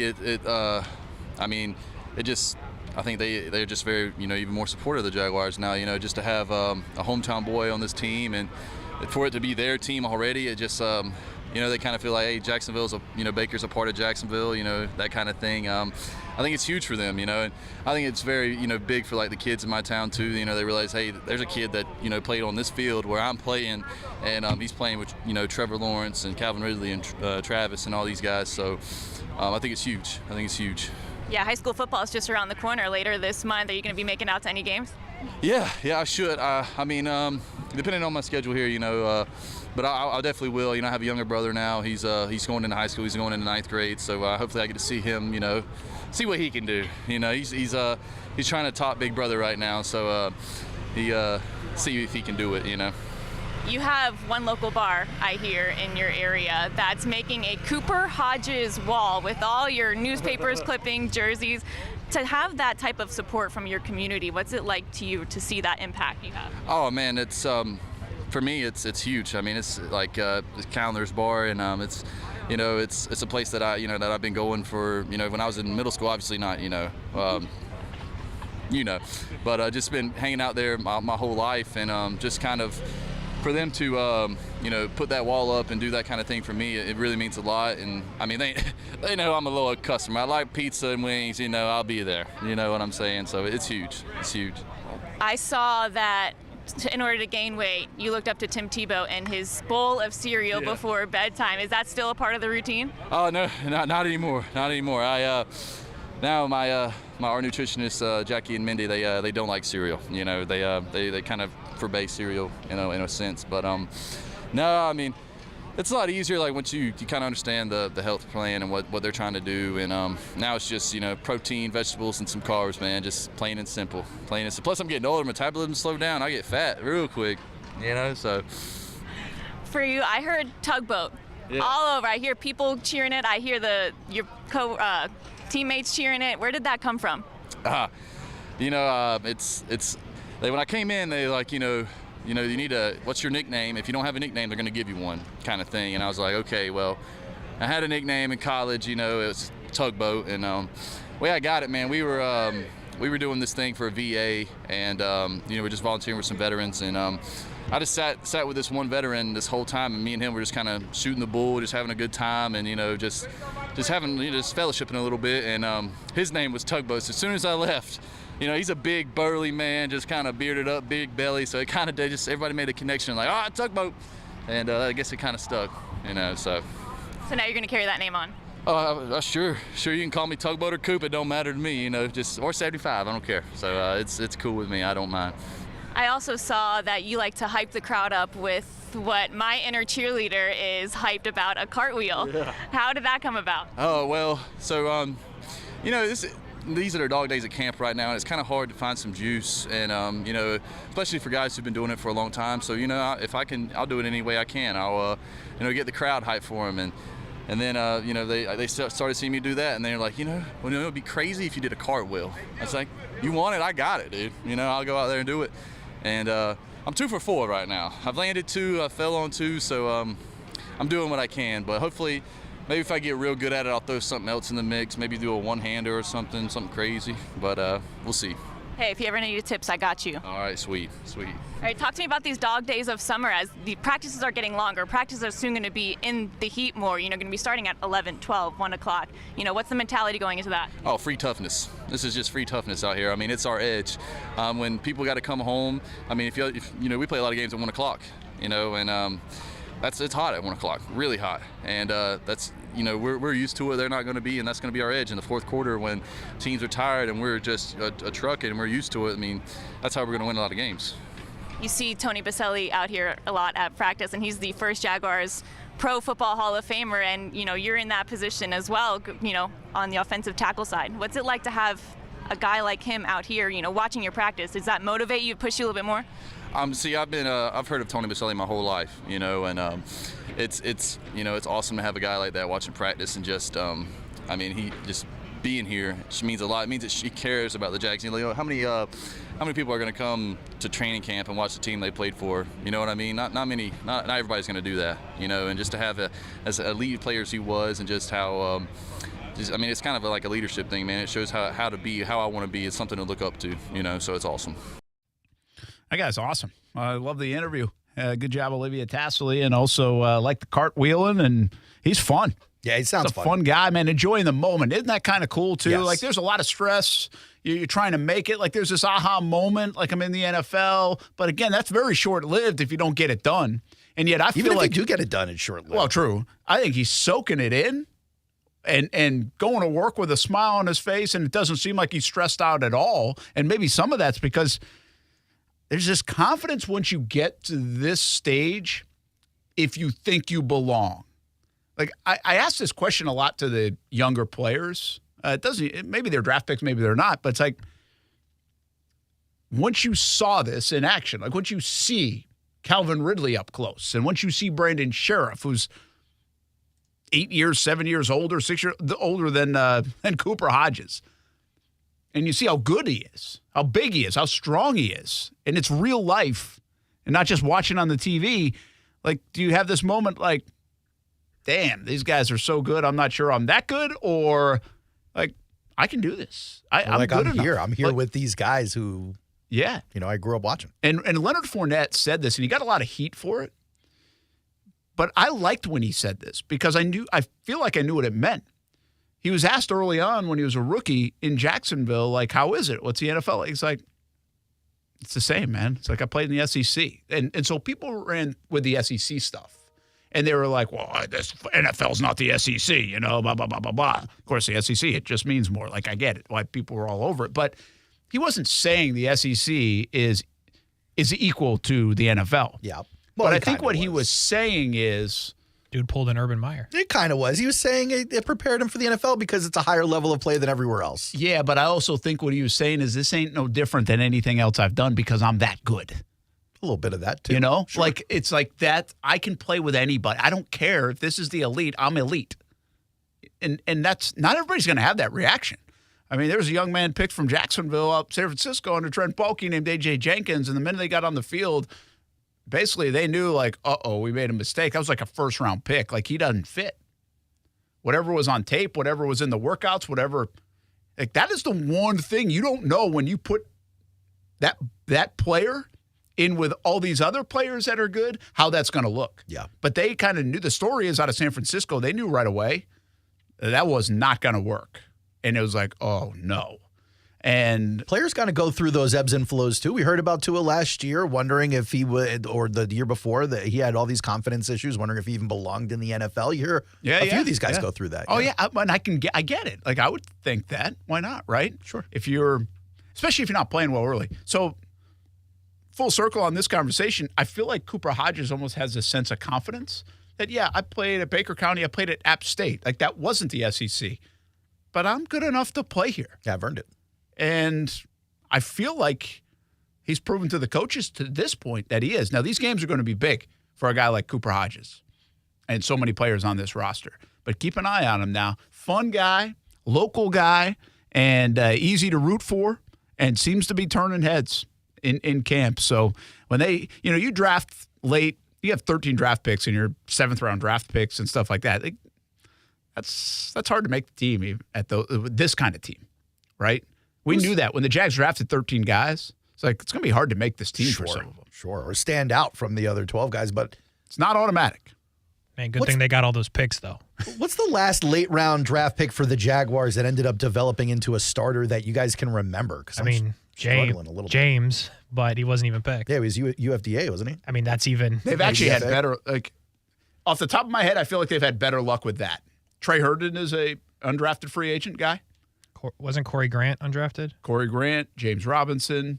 I mean, you go all the way back. I mean, they have Pro Bowlers that were undrafted. I'm struggling to find like 5th, 6th rounders that went on to become long-term starters for them. Well, okay, I'm going to give, if you're going to go all the way to the 5th, I'm going to give you Telvin Smith. Okay. He's a Pro Bowler. That's a good one. Let's think about it. Let's take a break. We come back. That's a good one. We'll pose the question. If you know in the chat, you can always text, by the way, 904-362-9901. Really, 6th or 7th rounder that stuck and has been good most recently. Yeah, you don't need a Pro Bowl. Just someone who carved out a nice career for themselves. Yeah. There's probably plenty of options, but who comes to mind for you? 904-362-9901. You can just text us the name. You can also jump in the chat on YouTube. Subscribe to Action Sports Jacks. You can listen and watch the show daily right there 3 p.m. until 6 p.m. And you can check us out on Twitter, of course, and Facebook as well, as we're checking everything. Interactive show. Brent Friends on ESPN 690.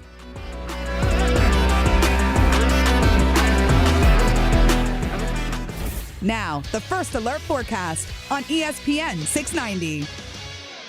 Partly sunny, hot, and humid again today. A few late-day showers and storms, but before that, we get the upper 90s with feels like temperatures 105 to 115. Warm and humid this evening, an early shower, then dry, partly cloudy. Overnight, down to the mid to upper 70s. Stay cool. From the Action News Jax First Alert Weather Center, I'm meteorologist Garrett Biedenball. The Weather Center is brought to you by Beards Diamonds. For a limited time, get 5 years, 0 interest, only at Beards Diamonds. More than qualified to handle your roof. Call J&M, then we'll show you the proof. Check with our customers and they all say only one way to go, the J&M way.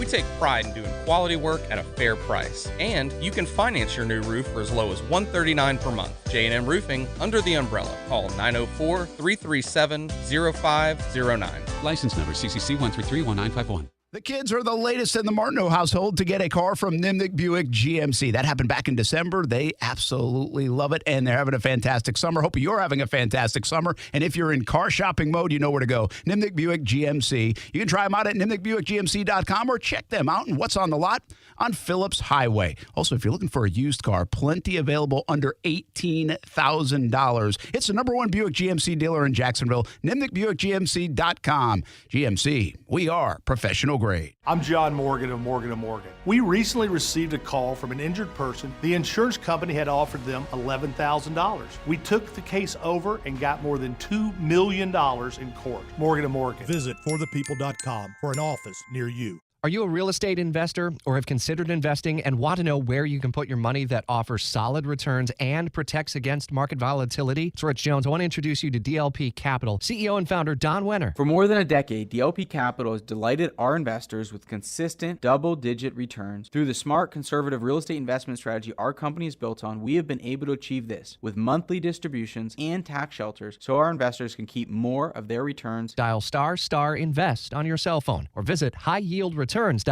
You might have heard that interest rates have gone up, but not at Beard's Diamonds. Beard's Diamonds' incredible 0% financing is back for a limited time. Shop the biggest inventory in North Florida and get 0% financing store-wide for 5 years on anything and everything. How about a $6,000 designer setting? You pay just $100 a month. Or a $2,500 pair of diamond studs. You pay less than $42 a month. You can even choose from our large selection of Rolex watches. Shop and now purchase online at beardsdiamonds.com. How about a GIA certified diamond with a Tacori or Veragio setting for $12,000? You pay just $200 a month. Beard's Diamonds will never be beat on price. And now get 0% financing store-wide. Pick out that one-of-a-kind piece, then divide your total by 60, and that's what you pay a month. Beard's Diamonds at the St. John's Town Center. Or shop and purchase online now at beardsdiamonds.com. Before you buy anywhere, shop Beard's Diamonds. What's your name? Leonard Skinnard. Live in concert. Second show added by popular demand. October 5th at the St. Augustine Amphitheater. Celebrating 50 years of Leonard Skinnard. On sale now at Ticketmaster.com. Discover how good your water can be with the new Connecticut softener and drinking water system. Connecticut's twin tank non-electric softeners are the most efficient softeners available, and their drinking water systems remove up to 99% of contaminants. This month, you can get 50% off a Connecticut K5 drinking water system with a purchase of a Connecticut Premier Series softener. If you're not filtering your water, you are the filter. Don't be the filter. The experts at CGC Water Treatment and Plumbing will test your water for free and provide solutions that are right for you and your family. Imagine having clean, clear, purified water at your home. No more plastic bottles, no more waste, just great tasting, purified water that you can trust. Call 904-552-1242 or visit cgcwater.com. 904-552-1242 or cgcwater.com. Financing options available with approved credit. CGC Water Treatment and Plumbing are proud partners of the Jacksonville Jaguars, and I'm a proud customer of CGC Water Treatment and Plumbing, an authorized independent Connecticut dealer. Florida license number CFC 1428211. How would you like to have Amazon's incredible customer targeting power at your fingertips for your business? April Davis here. Visit cmglocalsolutions.com to learn about Amazon first-party data. Yeah, Amazon knows which people out there are already interested in what you have to sell. Maximize your ROI by visiting cmglocalsolutions.com under Our Solutions tab to learn more, or give us a call, 904-454-2914, 904-454-2914. Tell them April Davis sent you. Digital marketing? Well, my intern handles the social media, my brother-in-law does my search, and my receptionist sends out email blasts. All done. Your digital marketing may get done, but is it doing anything? No? Then let CMG Local Solutions help. At CMG Local Solutions, we combine the best-in-class technology and analytics to maximize your digital dollars while targeting local customers for your business. So your digital marketing doesn't just get done, it gets results. Learn more about how we can help you at cmglocalsolutions.com. Shop the Beaches Green Market this and every Saturday from 10 a.m. to 2 p.m. at Penman Park on Penman Road for fresh local fruits and vegetables, plants, meats, eggs, baked goods, honey, wellness products, and so much more. EBT cards welcome. Diglocal.org for more info. The extracurricular activities, the traffic, the nightly homework, the traffic, the finding time to eat dinner together as a family, the traffic. Back to school can be stressful. Thanks to Ziploc, meal prep doesn't have to be. New Ziploc bags with Stay Open design have a patented stand-up bottom that helps keep the bag upright and a top crease that folds and holds for easy filling, unlocking a second set of hands in the kitchen. If only it unlocked a second set of lanes. New Ziploc brand freezer and storage bags with Stay Open design from S.C. Johnson, a family company. Dad, I don't feel good.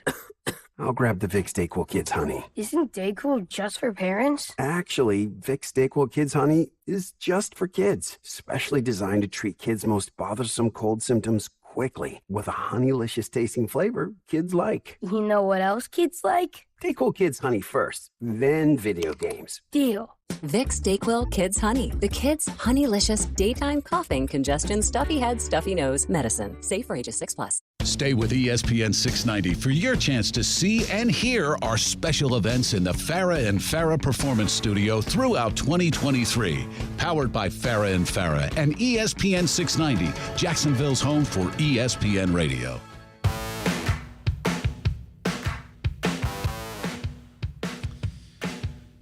So the Jags draft of 2023, 13 players. Cooper Hodges, who we just heard from, might be a guy that makes it out of that 7th-round draft. There's guys like Parker Washington and Christian Braswell and others in there. So we go back to recent years and say, okay, what's 6th and 7th? The 5th round, you might be able to find some. We'll see. Last year it was Snoop Connor, Gregory Jr., Monteric Brown. We'll find out. It's too early. Developmental. There's a good one coming up, Brent. Oh, I like this. You've got me prepared for it now. Oh, yeah. There's a good one coming up. So in 2021, Luke Farrell and Jalen Camp. By the way, Jordan Smith was a 4th-round pick. Yep. I was thinking he was a 5th-round pick. You don't want to tell Brent he means Jordan Spieth? Case? No? We got Jake Luton, Tyler Davis, and Chris Claybrooks. Is that the one? Now, one draft later, my guy. Because, you mean earlier? Yes. Because, but you're scrolling down, so. Yeah, because Chris Claybrooks, by the way, fits here a bit. And I know right now he's not in the great graces of everybody. He's hung around for a while now. Yeah, I didn't think that was the... Not good enough play? Nah, not compared to the next guy. Okay. 7th rounder, still on the team, goated. Dontavius Russell. Okay, maybe the next year. Gardner Minshew. Jags got a lot of a 6th-round pick in Gardner Minshew, I will say. That is a big one, especially because had they left him alone, he might still be the starter today. I see what you're doing now. Tanner Lee, Leon Jacobs, who also played for a bit, and Logan Cook. Logan Cook. And by the way, probably where punters should be taken. But he's been good. He's been excellent. It's been great for them. That's really okay. So right now, Logan Cook is the leader in the clubhouse. There is one more, but it's a little way farther back. You'll be able to guess it, though. We saw him just some other options. Jalen Myrick, Marquez Williams didn't work. I feel like Marquez Williams, I still think he's in Jacksonville. Brandon Allen, Tyrone Holmes, Jonathan Woodard. Nothing there. We'll go back to 2015. You got Michael Bennett, Neil Sterling, Ben Koyak. Legendary Ben Koyak. 2014. Am I getting closer, by the way? There's Telvin in the 5th round, but again, we're trying to stay 6. Luke Bowanko and Storm Johnson. Maybe get to like 2009-ish. I got to go all the way back there. Should I mean, the ones that I found are from before that. Yeah, so. You should skip those other ones. You know, Josh Evans actually wasn't bad. Jeremy Harris is now doing the Bill Walsh coaching with the Jaguars. And Demetrius McCray. You know, those guys did okay, but again, not anything like great. Like they hung around for a bit. The one I got up's your boy. You should know, Brent. Jarris Pendleton was picked in the 7th round, Ashland University. Or that. I thought that's I used to room with this guy. How about in 2011? They didn't have a 6th or 7th round pick. Those were the good years. Scotty McGee. Me and 2010. Taekwon Underwood. And Rashad Jennings. Very good. That's a good one. Very good. Dancing with the Stars, And my baby. guy, Zach Miller, was picking the 6th, who had himself a nice career. That's Wasn't true. all in Jacksonville, but had a nice career. And now he's a country music star. So they've done He's it like not a 4 star times. yet, but we're trying to make him one. So go check him out and download his songs. Got to help a brother out, man. If you say so. I like his stuff. Go ahead and download his songs on your iPod, says Brent. I think Brent still has a Zune, not an iPod. Taekwon Underwood, you know the claim to fame? Cut like on the morning of the Super Bowl. Yes, Patriots guy. By the Patriots. Yes, I knew there was something with the Patriots. Rashad Jennings. So who did we come up here? Rashad Jennings and Logan Cook. And Gardner Minshew. Gardner Minshew. And that's only Ben recently. Koyak played a big role. Like Ben Koyak's did a play moment. a bit. Yeah. But again, there's modern. Depending where you want to cut this thing off at, there's guys that hung around and played for a few years. Like Chris Claybrooks is in that category, 7th round pick. But guys that really played a role, and Rashad Jennings had himself a heck of a career in the NFL. I think what's interesting about it is they're like literally positions that you would peg could be something at those spots. That's like a good call. Punter, yeah. Running back, we know you can find them anywhere. And honestly, of late, quarterbacks of late rounds seem to be doing stuff. Well, certainly backup quarterbacks you find down there. Right. Well, and even in Claybrooks fashion, right, it's a corner. A corner is another one you can find later sometimes. Yeah. So it's hard. It's the bottom line is it's pretty hard. Now, listen, the Jags aren't the premier example of how to draft over the last 15 extends years. past Trent Baalke. Like, I don't think this is a GM thing. I think this is kind of like a luck thing for a lot of franchises. Granted, there's a lot of work that goes into it, a ton of scouting work. You do it for everyone you're looking at.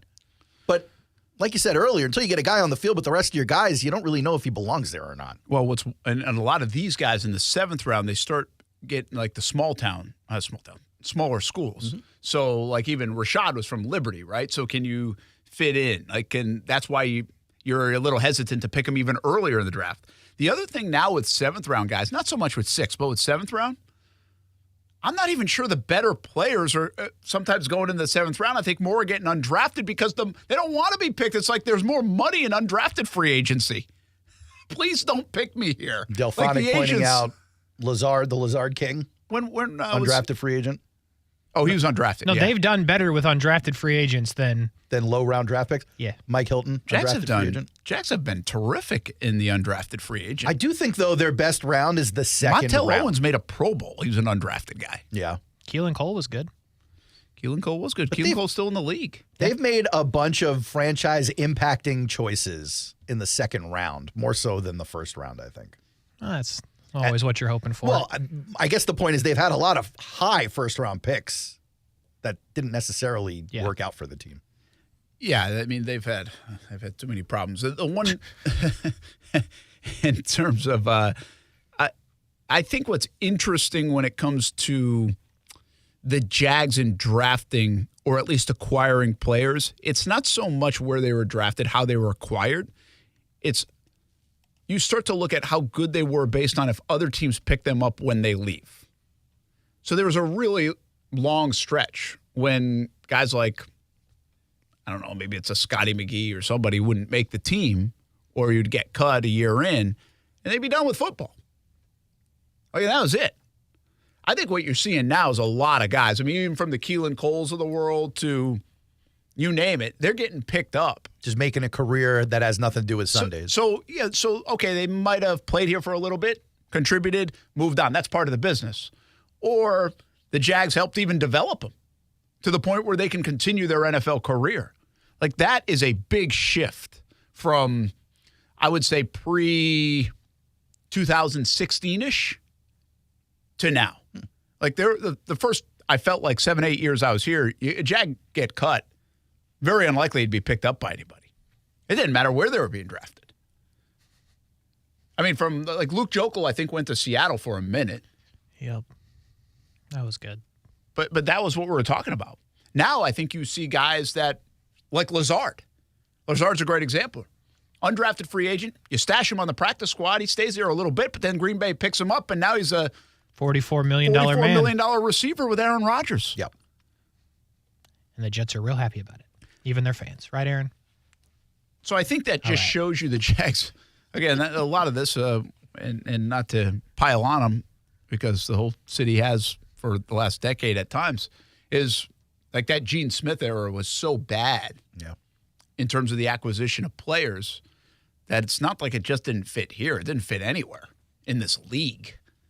And it really goes to show you that he outsmarted himself on so many occasions by trying to get small town guys, small school guys. Yeah, very specific prototype of person, not just player. Yeah, but person, and then also needle in a haystack and trying to see like, hey, I think we can make this guy fit, even if he is from William and Mary or whoever. It really rubbed the fan base the wrong way. Well, it was too much because the numbers, it was almost, I remember the time, it was indefensible because the numbers showcased it. Like all these other teams that were in the playoffs had 70-80% of their roster from the Power 5. And the Jags are sitting there with like 20% of them from the Power 5. And that's why you see even now, I mean, the SEC schools certainly get a lot more players drafted. Power 5s get a lot more players drafted. I do think there are more good football players now, so you even get that group of 5. There are more good football programs. So you're always going to have that. But the best players are most likely playing in the Southeast on Saturdays. Sure. It is the best conference. It is. And they do have the best programs. Even more so now than just a month ago. Over time, Alabama. Yeah, you're right. And even more so now. So it's interesting to keep an eye on what these guys now do. Jags had the whole part of this story was Jags had 13 draft picks, And so you've got the Parker Washingtons, you've got the Cooper Hodges, you've got the Christian Braswells. Like, the odds of them sticking around for an extended amount of time and playing a significant role with the Jags are very slim. But if they get one or two of those, it was worth throwing the dart at the dartboard. Because they might find Rashad Jennings. They might find Logan Cook. I disagree with you.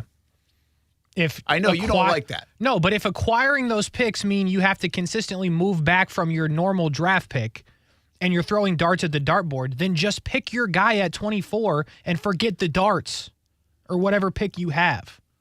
Like, we just did this. They've hit twice in like 10 years. Yeah. Legitimately good.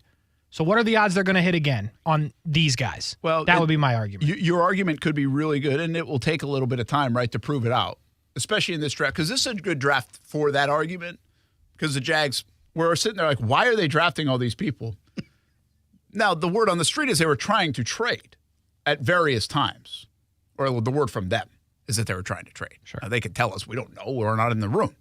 But it'll be interesting to see, Kasey, to your point, like the fourth round, the fifth round. I think we'll really get into this maybe in the fifth round. We'll have to see where the delineation is of, all right, who's making it out of there? Where the Jags were sitting in that spot and maybe even at a position that they ended up getting a little bit later that they traded out for and threw some more of these darts at the dartboard instead. Like, was it a smarter play just to stay in the fifth round at pick whatever and draft the corner out of Wyoming? You know? Yeah, it almost felt like they were taking it as it came to them at that point. Taking home so many draft picks my like that. feel on the draft of this year was that they didn't really like anybody after the fourth round. Like, enough to take them. Which is weird. Or they liked such a select few that they were trying, so let's just take them at their word, and they were trying to trade up because they only coveted a few players, especially from the positional needs that they might have needed at that time. And when they couldn't do it, they were like, well, I'm not wasting a draft pick here. Let's move back, and we're going to get the same quality player in round 6 as I think this guy is in round 4 or 5. Like, I can't – like, I get it.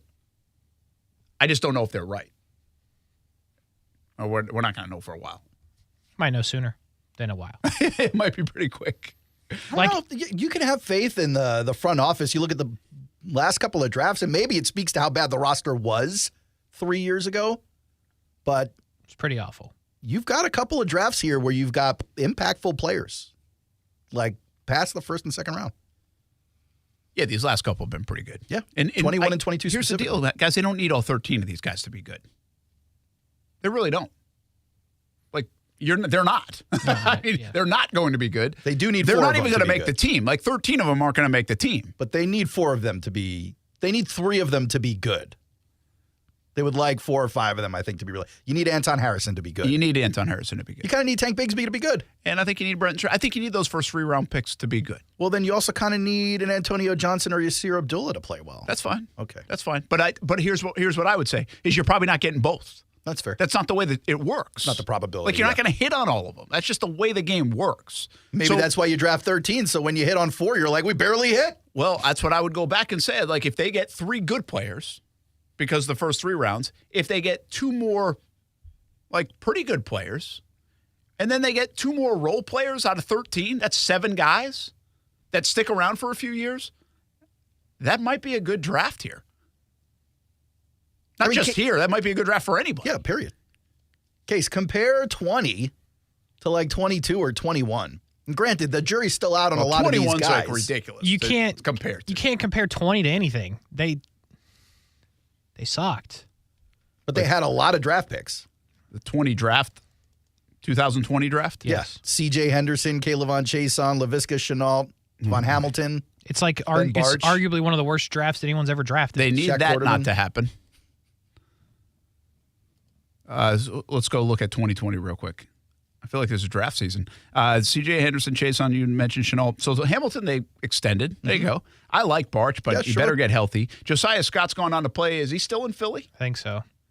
I don't know how much he's playing there. He's still in the league because he's bolded. But yeah. Shaq's done okay. Daniel Thomas still on the team. They did better in it seems like the middle rounds. And then Johnson's gone. Luton Davis, Clay Brooks is still around. So the bottom line here is they whiffed on all 3 of the first top 3 picks, or 3 picks in 42 in the top 42 selections. They whiffed. That's rough. And those are weighted meaning like yes, you can whiff on 5, 6, and 7 and hit on 1 and 2, and it's a good draft. It's way more important if they had hit on 1 and Henderson, Chason, and Chenault and whiffed on the other 8. Yeah. Or however many are in there. Or if you got 2 first-rounders, you can't whiff on both. You have to at least be batting 500. Yeah, and by the way, that was the story going into it too. Like we knew the story. Like they couldn't miss again. And the craziness of all this is, if you don't miss the way you missed, you might not end up with a guy like Trevor. If you want to spin it, like that's what people will say. It's legitimate. They did bat 121 first round. Did you see the tweet I tweeted over the weekend, or retweeted about all the sacks in the 2011 class? And then I said, well, that Jags picked Gabbert. Yes, I did see that. And people are like, oh, great, thanks for bringing that up. It's like, well, they did. They could have picked, like, anybody. Brent's like, they did. It happened. Like, they could have picked anybody. But they wanted Gabbert. Like, the fan base wanted Gabbert. Jack Del Rio didn't want Gabbert. That's right. Not everybody wanted Gabbert. But the thing I always said about Gabbert is they were convicted on a quarterback. And if you're going to be convicted on a quarterback and go all in on a quarterback, it's hard to blame people in this game, in this league, for doing that. You just better be right. They weren't. They could have stayed in the 16 hole and got Ryan Kerrigan and been fine. They could have moved up to 10 and got J.J. Watt and been very good. But in this weird way, you do have to ask yourself, like, everything that transpired over the last decade, would the Jags be sitting here with Doug Peterson, Trevor Lawrence, this offense, and where this organization's going right now? No. And it's not a weird way, by the way. You could do this in your own life with... You can do it a lot with if I didn't do this thing that I hate or was humiliated I went to a different by, college would or I be whatever. in this city or would I know this person? Yeah. Well, the thing you have to ask yourself as a fan, was it worth it? I don't know. I'm not sure. I'm just not sure that's paid off yet. That's the question. Right? Has the pain equaled the happiness yet? If you go all the way back to, like, the Gabbert stuff, like, yeah, I understand that it probably does, but... Like the immediate stuff with Minshew and Foles and all that, yes, I don't think they end up with Trevor with all that crap. But going back to Gabbert, like, okay, they draft J.J. Watt, he gets pissed because they're awful, and then he asks for a trade in 2 years. Yeah, that's fair. So, like that but far would back. they have been awful if they got J.J. Watt? Yeah, probably. Yeah, maybe. Yeah, they're still the Jags. But there's just a lot of dominoes because then you don't need a certain position, right? They did this. By the way, we've done this many a times in Jags history with going all the way back to like the Leftwich draft. And, like, if they had taken Roethlisberger instead, like, a year later, I think it was, and would have been 03 or maybe a year earlier. I don't know. This is literally the Jets conversation I have with my friends. But all teams can do it. All teams that don't win can do it. You know how many teams are sitting there and saying, if I had taken Tom Brady in the top 5 rounds? All of the teams, actually. Every single one. Literally all of them. And then I always wonder this about all those circumstantial things. Would Tom Brady be the GOAT if he was anywhere else other than New England? No, he wouldn't have gotten to play. Probably not. Isn't that amazing? If not for my man, Brian Cox and the Jets. Yeah, knocking Drew Bledsoe's lungs in the next week. Jeez. I mean, it's just a wild thing how it all works. It's funny how you said they went all in on Gabbert, and then you look at the wide receivers they had around him in that rookie year when they started him 14 games. They weren't good. It was rough. It was rough. Like, these are professional football players, but you don't have a wide receiver over 400 yards. Aaron said they're NFL players, but barely. Yeah. That was your number Only one. in Jacksonville. Your number one receiver was 415 yards that year. Holy cow, that's bad. But, if you look at, again, today's athletes change even in this short amount of time, I think. But if you look at, like, what's out on the field for the Jags and just how they move and their size and their speed, and then you go back to that time frame, like what they were putting around Gabbert, and it's like, oh, my gosh, like they thought that was going to do it? Like, I don't know how they missed that bad. Games change, but not that much. It has in this town. It certainly has. That's why we're celebrating this offense so much. Football at 5 coming up. Antonio Johnson conversation. Speaking of a later round draft pick, he looks the part. Looks like he could be around Jacksonville for quite some time. Still on the way. Brent Friends on ESPN 690. Brent and Friends is sponsored by Best Bet. Now open in St. Augustine. The Coke Zero Sugar 400 Weekend at Daytona returns August 25th and 26th, and ESPN 690 wants to send you to the races. Visit the contest page at ESPN690.com and play our trivia. Answer correctly, and you could win Wawa 250 tickets, plus a chance at the grand prize, the Coke Zero Sugar 400. Purchase tickets by calling 1-800-PIT-SHOP. What's your name? Leonard Skinnard. Live in concert. Second show added by popular demand. October 5th at the St. Augustine Amphitheater. Celebrating 50 years of Leonard Skinnard. On sale now at Ticketmaster.com. We all know how it goes. The knee pain just keeps getting worse. The back pain, the shoulder pain, the hip pain. Well, don't let them tell you steroids and surgery are your only option to fix the pain. Take my advice now and call QC Kinetics and get a free consultation for more information. 904-274-5522. Hey, everybody, it's Brent Martineau. QC Kinetics can make that pain go away with all-natural, advanced regenerative medicine. They're helping people here in Jacksonville every day with these amazing natural treatments that restore and repair damaged joint tissue. It's like turning back the clock. Regenerative medicine uses concentrated healing agents from your own body to stimulate that damaged tissue in your joints so they can work like they're supposed to. And there's zero downtime. QC Kinetics is the nation's leader in this exciting medical breakthrough, and patients in Jacksonville are getting real lasting relief and are saying no to surgery and drugs. Call QC Kinetics now for a free consultation, 904-274-5522. They're in Mandarin and Ponte Vedra, 904-274-5522. Call QC Kinetics. As the seasons change, one thing remains the same. Jacksonville and all of Northeast Florida are fueled by Celsius Essential Energy Drinks. If you spot ESPN 690 anywhere in the community, come hang with us and grab an ice-cold Celsius. We're dealing at Best Bet St. Augustine, the only card room and sports bar in St. Augustine, Florida. With nonstop action, poker games of all limits, exciting tournaments and table games, and a sports bar showing all the action, Best Bet St. Augustine has you covered. Don't miss our delicious dining options, serving breakfast, lunch, and dinner, and our always popular freshly made sushi. Best Bet St. Augustine is located at 800 Marketplace Drive off exit 311, where I-95 and State Road 207 meet. Learn more at bestbetjacks.com. There are 16 spots in the playoffs, and just one track left. Well, not just any track. We're basically going to have to win. Daytona. A last chance to keep playoff hopes alive. 1 point to the good. And for fans to experience an event unlike any other. Yeah! NASCAR weekend at Daytona International Speedway, August 25th and 26th. Get your tickets now at DaytonaInternationalSpeedway.com. Why can't I just speak to an actual human being? I need a new bank. Well, actually, at One-to-One Financial, communication is not only number one, it's one-to-one. When you call, you get to talk to a real live Jacksonville human, fast and with someone who's truly concerned about your needs, your security, and finding solutions as a team. Thank you. Ready to break up with your bank? Find a real long-term banking relationship at One-to-One Financial, Jacksonville's hometown credit union. Visit one-to-onefcu.org for more information on opening an account today. Federally insured by NCUA. If this were a Reese's TV ad, you'd be staring at a Reese's peanut butter cup. And sure, my voice is peanut buttery smooth, but still, you need to see the peanut butter cups, right? No? I can really just say Reese's and you'll go get some? Okay, Reese's. Reese's. Reese's. Really working, actually. Reese's. Reese's. I'm on to something. Reese's. Reese's. Reese's.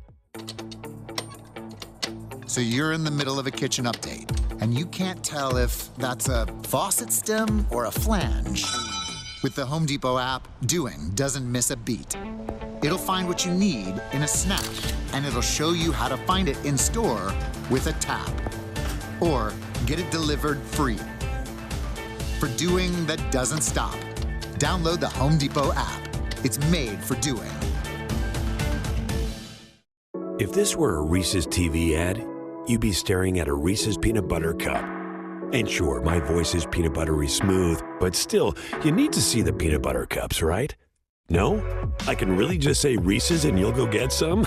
Okay, Reese's. Reese's. Reese's. Really working, actually. Reese's. Reese's. I'm on to something. Reese's. Reese's. Reese's.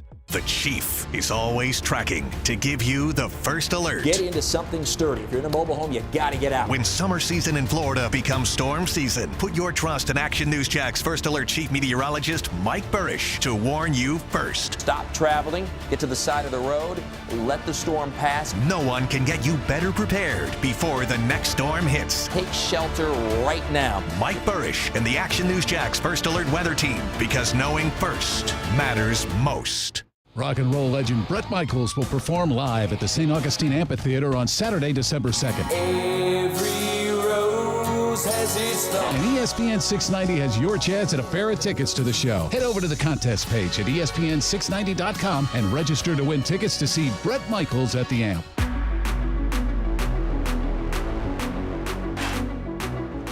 Hey, don't forget, sign up for the Action Sports Jack's Dream 18. ActionSportsJacksDream18.com. Getting plenty of foursomes registered, so don't run out of time. We got the new lids in. Kasey's first time he's not wearing it since I gave it to him. Yeah. Oh, that is blatant disrespect, Case. So I realized white hat on cream shirt doesn't work for me at least. Okay. So I went back to the black hat, but it'll make an appearance probably tomorrow. Well, don't forget about it. Anyway, we're looking forward to that. September 18th at the Golf Club at Southampton. Action Sports Dream 18. I was just over at the Cadillac today, and those are guys have been a title sponsor of the Dream 18 for a long time, so we appreciate their support as we raise funds for St. Michael Soldiers and North Florida Junior Golf Foundation. Hope you can be a part of it. You guys decide you're going to come out? I'm definitely going to be there. Will you go out in the sun? I'm definitely going to be there. I mean, I can bring a big tent for you if you want. I swear on all three of my children I'll be there. Oh, wow. If you want, I'll see if I can get Shad to pitch in and maybe just cover the golf course or something. You could have stopped at Shad to pitch in. Whatever comes after that, I'm on board for. That'd be actually pretty cool, right? It would be something. Do one of the we have shade over the entire golf course. Shad's shade. You could sponsor it. Pretty expensive. Get Miller Electric to foot the bill then. You can do a lot of signage on that rooftop. Sure. A lot. I'd be onto something. I'll get it tattooed on my forehead if there's a fee there. Can't find enough shade in Jacksonville these days. Football at 5 is coming up next. We'll hear from Antonio Johnson. We'll get to some X's, not your X's, our X's. I mean, not really. The tweets, formerly tweets. This is really hard to talk about what used to be Twitter. It's impossible. Impossible. Get back on ESPN 690. Right now, American Window Products is offering the newest features in window technology with Ultra Dual Low E glass and insulated vinyl frames with magnet weather stripping on windows for an airtight seal to help reduce your energy usage, all at an affordable price. This exclusive offer is for a limited time, so act now to save big with 12 months, zero interest financing. Schedule a free estimate at AmericanWindowProducts.com. American Window Products, the window professionals. Financing at time of sale for new orders only. Have you seen your financial freedom wiped out by stock market volatility? It's Rich Jones. Consider investing in real estate funds from DLP Capital. Don Winter is CEO and founder. DLP Capital has provided our investors with consistent double-digit returns by investing in cash-flowing residential real estate. For more than a decade, we have had zero losses, little volatility, and have shot above our return targets in all of our investment funds. Plus, we offer monthly distributions and tax shelter opportunities. To get your investor's guide and learn more, dial **invest on your cell phone or visit highyieldreturns.net. Do you know a child who is deaf, hard of hearing, blind, or visually impaired? The Florida School for the Deaf and Blind in St. Augustine is a fully accredited, tuition-free state public school that gives children an edge for a lifetime of success. FSDB is nationally recognized for its educational services designed for students' unique communication and accessibility needs. Eligible pre-K and kindergarten through 12th grade students benefit from small class sizes, advanced technology, and various recreation, extracurricular, and performing arts activities. Transportation and boarding services are free to any eligible deaf or blind student, kindergarten through high school, no matter where the student lives in Florida. My name is Trent Ferguson, and I'm a proud graduate of this wonderful school. This place changes lives. To learn more information or to apply for enrollment, call 800-344-3737 or log on to www.fsdbk12.org. Discover how good your water can be with the new Connecticut softener and drinking water system. Connecticut's twin tank non-electric softeners are the most efficient softeners available, and their drinking water systems remove up to 99% of contaminants. This month, you can get 50% off a Connecticut K5 drinking water system with a purchase of a Connecticut Premier Series softener. If you're not filtering your water, you are the filter. Don't be the filter. The experts at CGC Water Treatment and Plumbing will test your water for free and provide solutions that are right for you and your family. Imagine having clean, clear, purified water at your home. No more plastic bottles, no more waste, just great tasting, purified water that you can trust. Call 904-552-1242 or visit cgcwater.com. 904-552-1242 or cgcwater.com. Financing options available with approved credit. CGC Water Treatment and Plumbing are proud partners of the Jacksonville Jaguars, and I'm a proud customer of CGC Water Treatment and Plumbing, an authorized independent Connecticut dealer. Florida license number CFC 1428211. Some days I cover up because of my moderate to severe plaque psoriasis. Now I'm hitting the road with clearer skin thanks to Skyrizi, Risankizumab Riza, a prescription-only 150 milligram injection for adults who are candidates for systemic or phototherapy. With Skyrizi, 3 out of 4 people achieved 90% clearer skin at 4 months. And Skyrizi is just 4 doses a year after 2 starter doses. Don't use if allergic to Skyrizi. Serious allergic reactions and an increased risk of infections or a lower ability to fight them may occur. Before treatment, your doctor should check for infection and tuberculosis. Tell your doctor if you have an infection or symptoms such as fever, sweats, chills, muscle aches, or cough, or if you plan to or recently received a vaccine. Thanks to Skyrizi, there's nothing on my skin, and that means everything. Your doctor today about Skyrizi, the #1 dermatologist prescribed biologic in psoriasis, and visit skyrizi.com or call 1-866-SKY-RIZZI to learn more. I'm Christine Lisi. This just in from ESPN's Adam Schefter. Free agent running back Kareem Hunt had a great visit with the Saints. He will now meet with the Colts tomorrow. He was offered more money from Indy.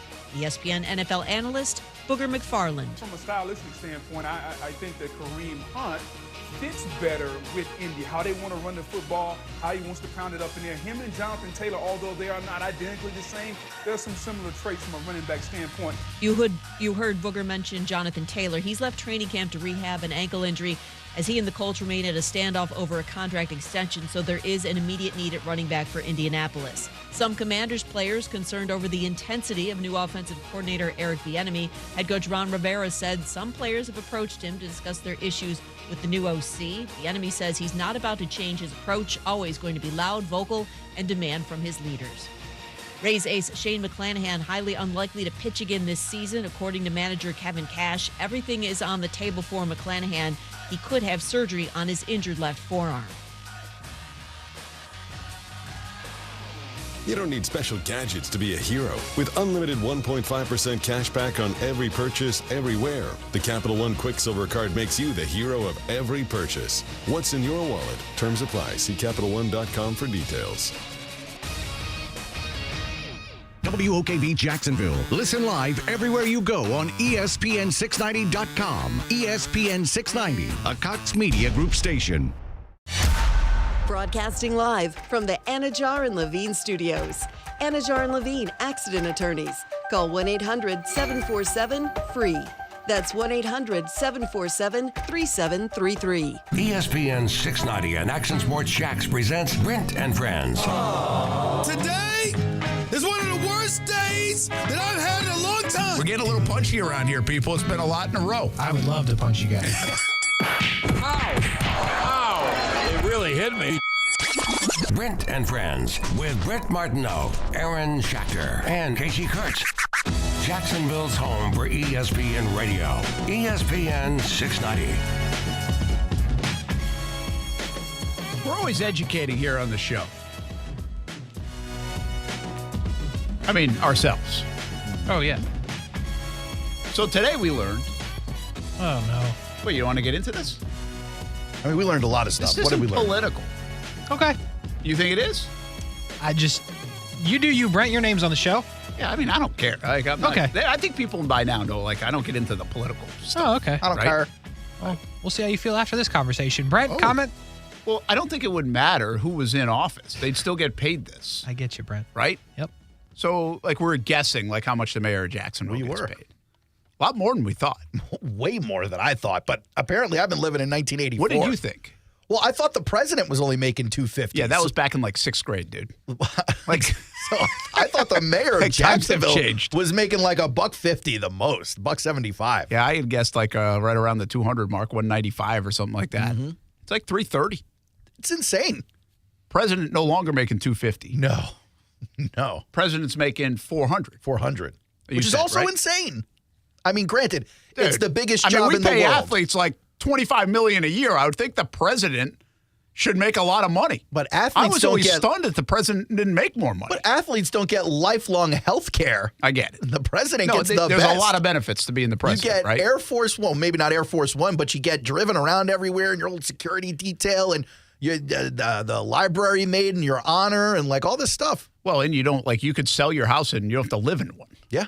Like you have no expenses for 4 years. Like, do you seriously think in 4 years the president pays for anything? No. Never once uses the debit card. Like no like cash on hand to tip somebody? Cash? Just call up the Treasury Department. Hey, guys, I need three $50 bills. Print them up right now. No, totally different as like the mayor of Jacksonville. I don't really think it's that different because it is. You're not living in they have a some mayor's mansion in do? Jacksonville, I think.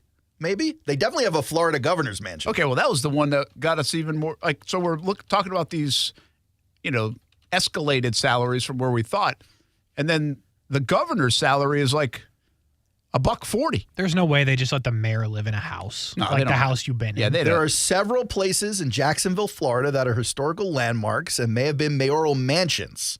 See? Helmley Mayoral Manor, Thomas V. Porterhouse. Yeah, let's just name all the To places. name a few. Okay. There are multiple houses where mayors have lived for free. So basically, the point of this came up is because I was trying to figure out my next career path, and Aaron convinced me, don't be the president of the United States, be the mayor of a town because it pays pretty well. And here we are, folks. And you get taken care of. That's what you learned today. Go try to be the mayor, not the president. And by the way, don't try to be the mayor of a city like Jackson. Go to like one of these population 25 towns. Palatka. Where like there are no term limits for mayor, where it becomes your lifelong position, because those still exist. Really? Oh, yeah. Oh, yeah. There are lots of those towns, small towns all over the place. No term limits. Your dad was the mayor up until he died, and then you took over. Yeah, and, but the pay can't be that good. I mean, whatever town you're living in shouldn't be that expensive if there are 25 people in it. True, I guess. Sort of. I don't know. You can't run and hide in a town of 25 people, man. Like, not that you can run and hide in a town of 1 million, but you can blend in a little bit better. I get it. If you stuff the pipes in the bathroom at the mayor's mansion, all your neighbors will know in that town. I get it. I've said this many a time. And by the way, I think we need public service and everything else. So I get why people get into it. But I really don't get why anybody does it. Sounds like for the pay. Like, I don't understand. Did I you take the wouldn't want to be governor's the pay mayor yet? for 40 years. Like, that doesn't sound fun to me. Well, at $330,000 or the equivalent a year, where you're making the guess. decisions. I'm in. Like, not every place has a city guys council really that you are have just to about the kowtow money. to. You don't care about life or anything else. Literally, my whole motivation to do anything ever has to do with money. Like, I don't. You work in radio. I say this all the time about. I work somewhere else too. When we were kids, I know it seemed like a long time ago. I Back think in the 1900s. I think this is the poll they should do. They should find me some research on this. Mm-hmm. Brent, 46 years old. How old are you? 43. So when we were in elementary school, 2nd grade, 3rd grade, they always ask, like, what do you want to be when you grow up? And there would be a third of the classroom that would say president, or a quarter of the classroom, whatever the number. I guarantee you, if you go to whatever middle school, elementary school in Jacksonville later this week when school starts, it ain't 25% that says I want to be president. You don't think so? You No. think that's gone down? Oh, my gosh, like tenfold. Wow. I'm not sure if any kid's going to raise their hand and say that. My son embarrassed us at his daycare graduation. They asked him what he wanted to be when he grew up, and he didn't have anything creative to say. I don't even know where this is going. No, he just My kind of kid's stood there 18 for and he still doesn't have anything creative to say. Well, he just kind of stood there for a bit, and then he looked at the lady and he was like, I want to be a mailman, which is fine, but like, this is your time, man. There are no guardrails here. Did you ask him how he came up with mailman? No. Because I'm interested in that. Like, I'll ask him later good today. gig, mailman, good gig. My friend's dad was a mailman. Solid. I think it's a good gig. Like, again, this goes back to what we were talking about. We should just start naming like the good jobs that nobody talks about. I just read something today. Did the UPS truck drivers have some kind of contract? They can make up to $170,000. Mm-hmm. Did you see that? I saw it. No. Were they on strike or something? Is that how this came about, or was there a new contract? I thought they were threatening strike. Did they actually go on strike? No, I think it was just like the threat. I just saw this random tweet that said UPS drivers up to $170,000. UPS said the average full-time driver would earn about $170,000 annually, including health care and other benefits by the end of the 5-year contract. That's up from $145,000 now. That includes benefits and everything it shouldn't be confused with a salary. Yeah, that's a little. Interesting. So going to anyway, UPS. we didn't know that's what it pays to. And the governor, we were surprised, shocked. Did you look up like the governor of, I don't know, name another state? I'll do it right now. Like Rhode Island. Rhode Island's a much smaller state than Florida. We pay a hell of a lot more taxes. How about Ohio? Pick New Jersey. Do you think actually the governor of Florida doesn't make as much because of no state income tax? I'm pretty sure of it, yeah. But let's take a peek. You say New Jersey. I'll check out New Jersey. Yeah. I said Rhode Island. I said New Jersey. That's right. I'm sorry. New Rhode Jersey. Island. No, he wants to know what a mayor or a governor in a state the size of a large city makes. Then we're going to find it out. All right. It's a good state. Little Rhodey, the ocean state. Little Rhodey. The only people who think Rhode Island is a good state are the people who live there. No one else thinks about Rhode Island. That's right. Ever. They can't. Nobody else. I didn't even know it existed. Yeah, it's like Delaware in that. Very way. few. I could say that's probably true. No offense to other Delawareans. The bad thing about Delaware, they don't really have an accent, though. We in Rhode Island, we do. Governor McKee from Rhode Island. Okay, didn't even know. Good. At least as of January 23rd, 2023, makes a whopping $163,295 a year. So maybe governors just get the least amount of pay. Check New Jersey. One more. Ohio, New Jersey. Give us another state. New Jersey. Okay. What do you got against New Jersey? Well, just Ohio, pick it. Ohio at least terrible. is like, I think, on par with Florida in terms of size and scope. What's there to like about New Jersey? This is so stupid that you're not much, picking New Jersey. Like, just pick it. Just type it in. I don't even know that New Jersey's really a place. $164,590 for the Ohio governor. So just a little bit more than Florida. Okay, just appease Kasey and get a New Jersey before we talk more football. If we have to. We ain't playing this is why you want to grow up and be a pro Jersey. athlete. Make a hell of a lot more money. Or just be the mayor of somewhere. The state allows for a maximum salary. This was amended in 2002, by the way. A maximum salary of $175,000 a year for the governor. See, that's good information. For Jersey. But it is more expensive to live up there. Why would anybody want to be governor? Because you get other stuff for free. Well, you do have like a governor's mansion. And you're essentially the president of the state.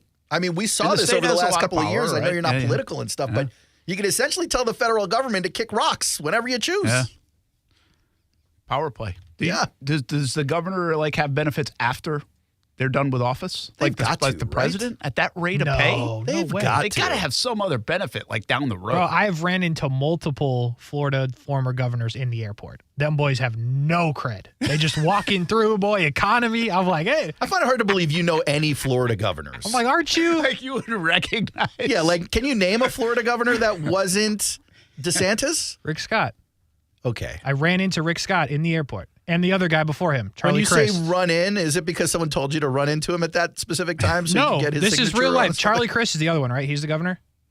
He was a governor, yes. Those two. I've Before ran Rick into Scott. both of them. I've literally been graphing someone else, and they came off. I'm like, bro, is that Rick Scott? And I just let him walk by. Both times. I will say taxes or not, it's kind of weird that the Florida governor is making less than the Idaho governor and the North Dakota governor and the Rhode Island governor and the West Virginia governor. I mean, because Florida's we are ranked a weird 32. damn state.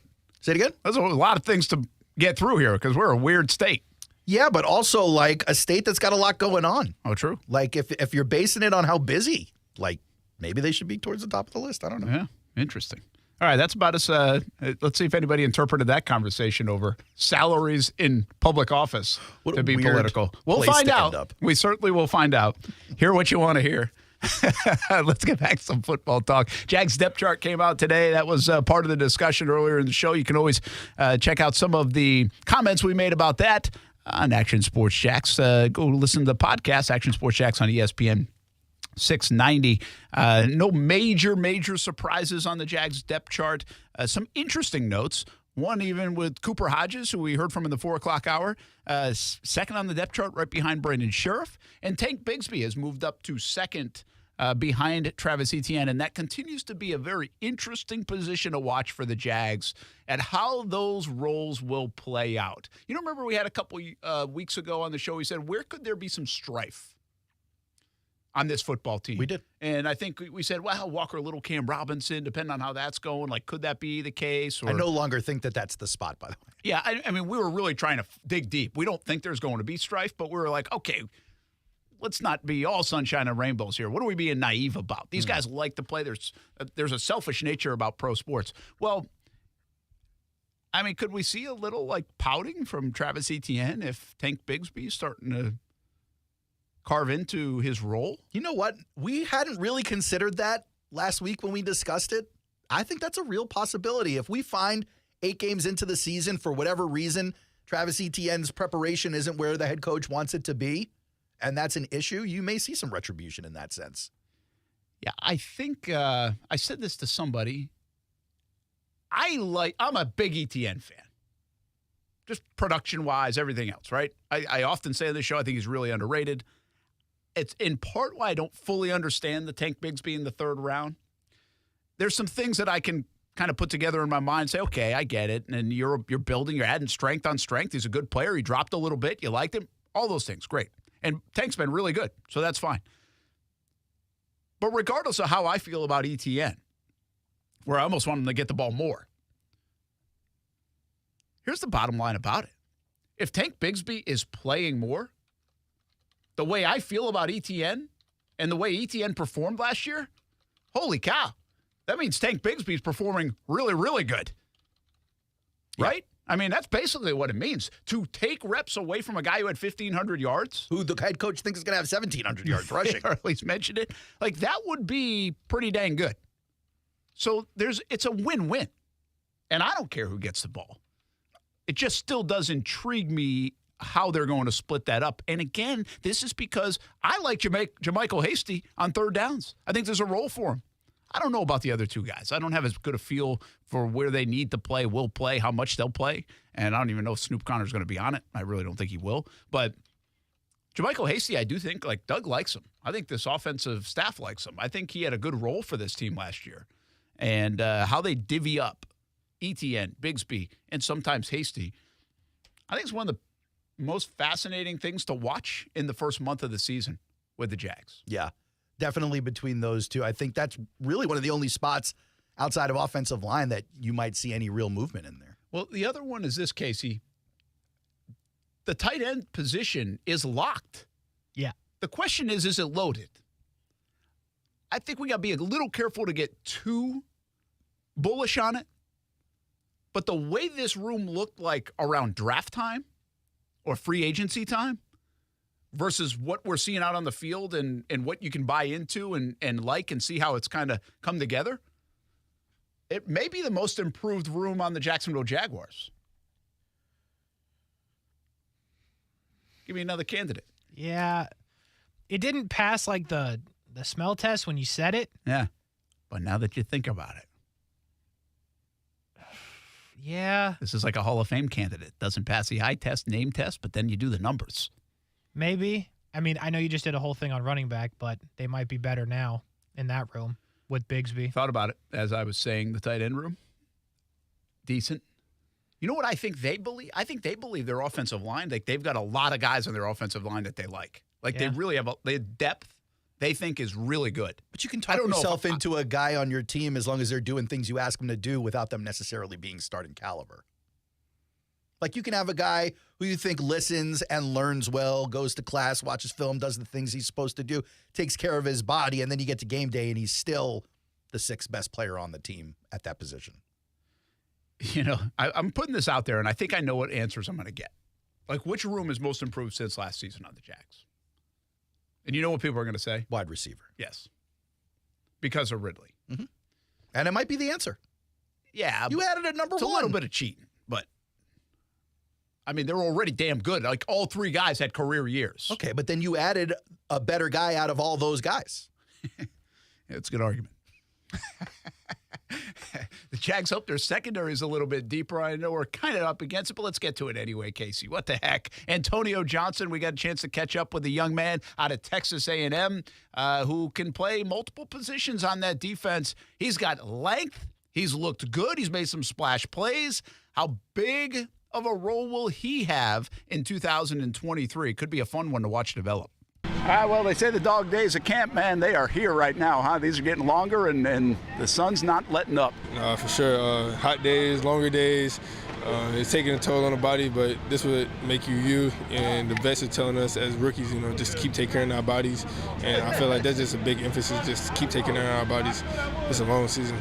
You seem to know what good looks like in your career. I come from a pretty proud high school program, I believe, obviously Texas A&M and the SEC, and I mean, is this just like a natural progression for you to kind of fit in the NFL? Yes, sir. Childhood dream of mine.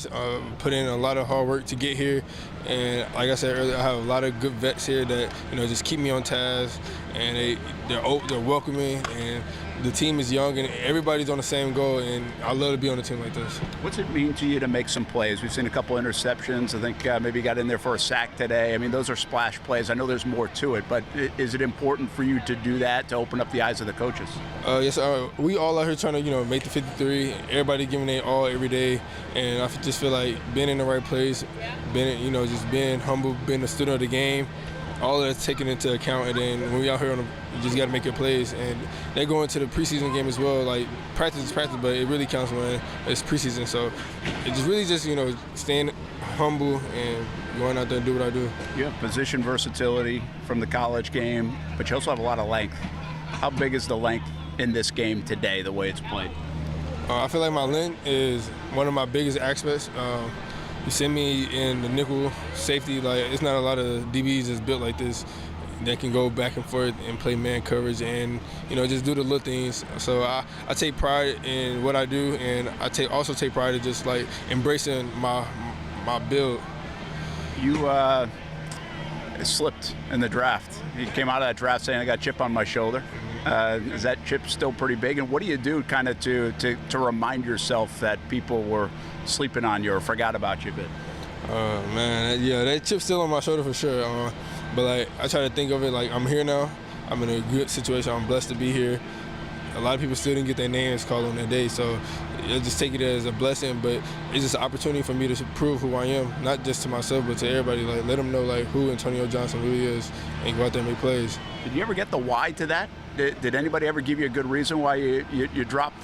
No why. It's just up in the air, still up in the air, but it's for me to prove people and show them why I should have been, where I felt like I should have landed. But I'm glad I landed here, and I just get to show the people here like they got a good, good pick and a good steal. You mentioned Foye is from around where you're from in the St. Louis area. How have you guys talked about the hometowns and growing up and life in the NFL? Is he kind of taking you under the wing a bit? Yeah, we talk all the time. He's a few lockers down from me. We joke all the time, and it's a lot of things in St. Louis or in the St. Louis area that the guys here don't really know about. So we joke around. We talk about like little things back home, and we talk about other players that's in the league as well. And like, he's a good mentor because he's been in the league for a long time. He did it the hard way, special teams, all that. So he just really just tell me the insights, like really take special teams serious, and like those are ways to get on the team and stuff like that. Game week, I know you're not there yet totally mentally because you got another tough practice coming tomorrow, but have you thought about what it's going to be like to play the Dallas Cowboys on Saturday? I'm looking forward to it. I've been away from like a game setting for a long time, so really just getting out there in a game setting and like I say, just prove myself, go out there, show the coaches, like keep showing them what I can do, but in a game situation, and really show my vets too, because like they're gonna be looking, they're gonna be watching, and I want to get their approval and get their trust. So when I'm out there with them during the regular season, that they can trust me. What's this moment mean to your family to see you on the NFL stage? It means a lot. It's a lot of sacrifice, a lot of hard work, long nights, sleepless nights.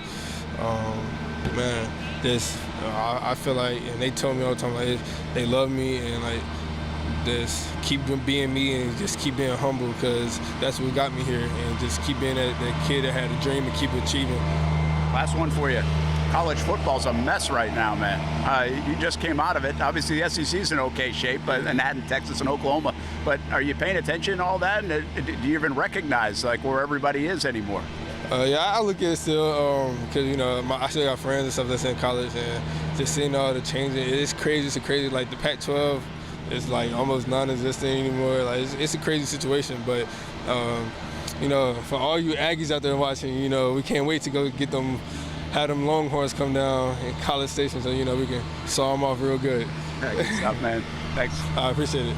That's Antonio Johnson, and a lot of praise for him. Asked Foye Alukin about him yesterday, again, both from the St. Louis area, and he said a lot of nice things about him. Can play multiple positions, looks good out there, and just got to keep learning, obviously, all the rookie stuff. But that could be a steal. Like, if you look at the Jags, if you had to pick a steal, we were talking about the draft so much earlier with 13 draft picks, a steal in the draft for the Jags, a lot of money on him. Yeah, if it works out, just because he's so versatile. Versatile, and like people were surprised that he was still available at that point at 160 or something. Oh, yeah. So you just got to hope it was a mistake or an oversight. Yeah, or like I asked, was there a reason? Yeah. I mean, no. He may not know, but yeah, true. That's true. Maybe some piece of paper like in some there's an filing cabinet somewhere. Reason, right? Like a lot of times you'll get the guys that. Well, they're dropping because, right? There's some questions about a knee. Like Darnell. They say he didn't have no knees. I said, what are you talking about? He's got two of them. Love that English guy, lessons with Kasey Kurtz each and every day here. Brent Friends on ESPN 690. Ain't have no knees. That's what they said. They say ain't got no knees. I'm like, what are you talking about? Let's take a break. We'll take a look at some tweets. What's going around the National Football League? Including Dak Prescott throwing interceptions. Uh-oh. Brent Friends on ESPN 690.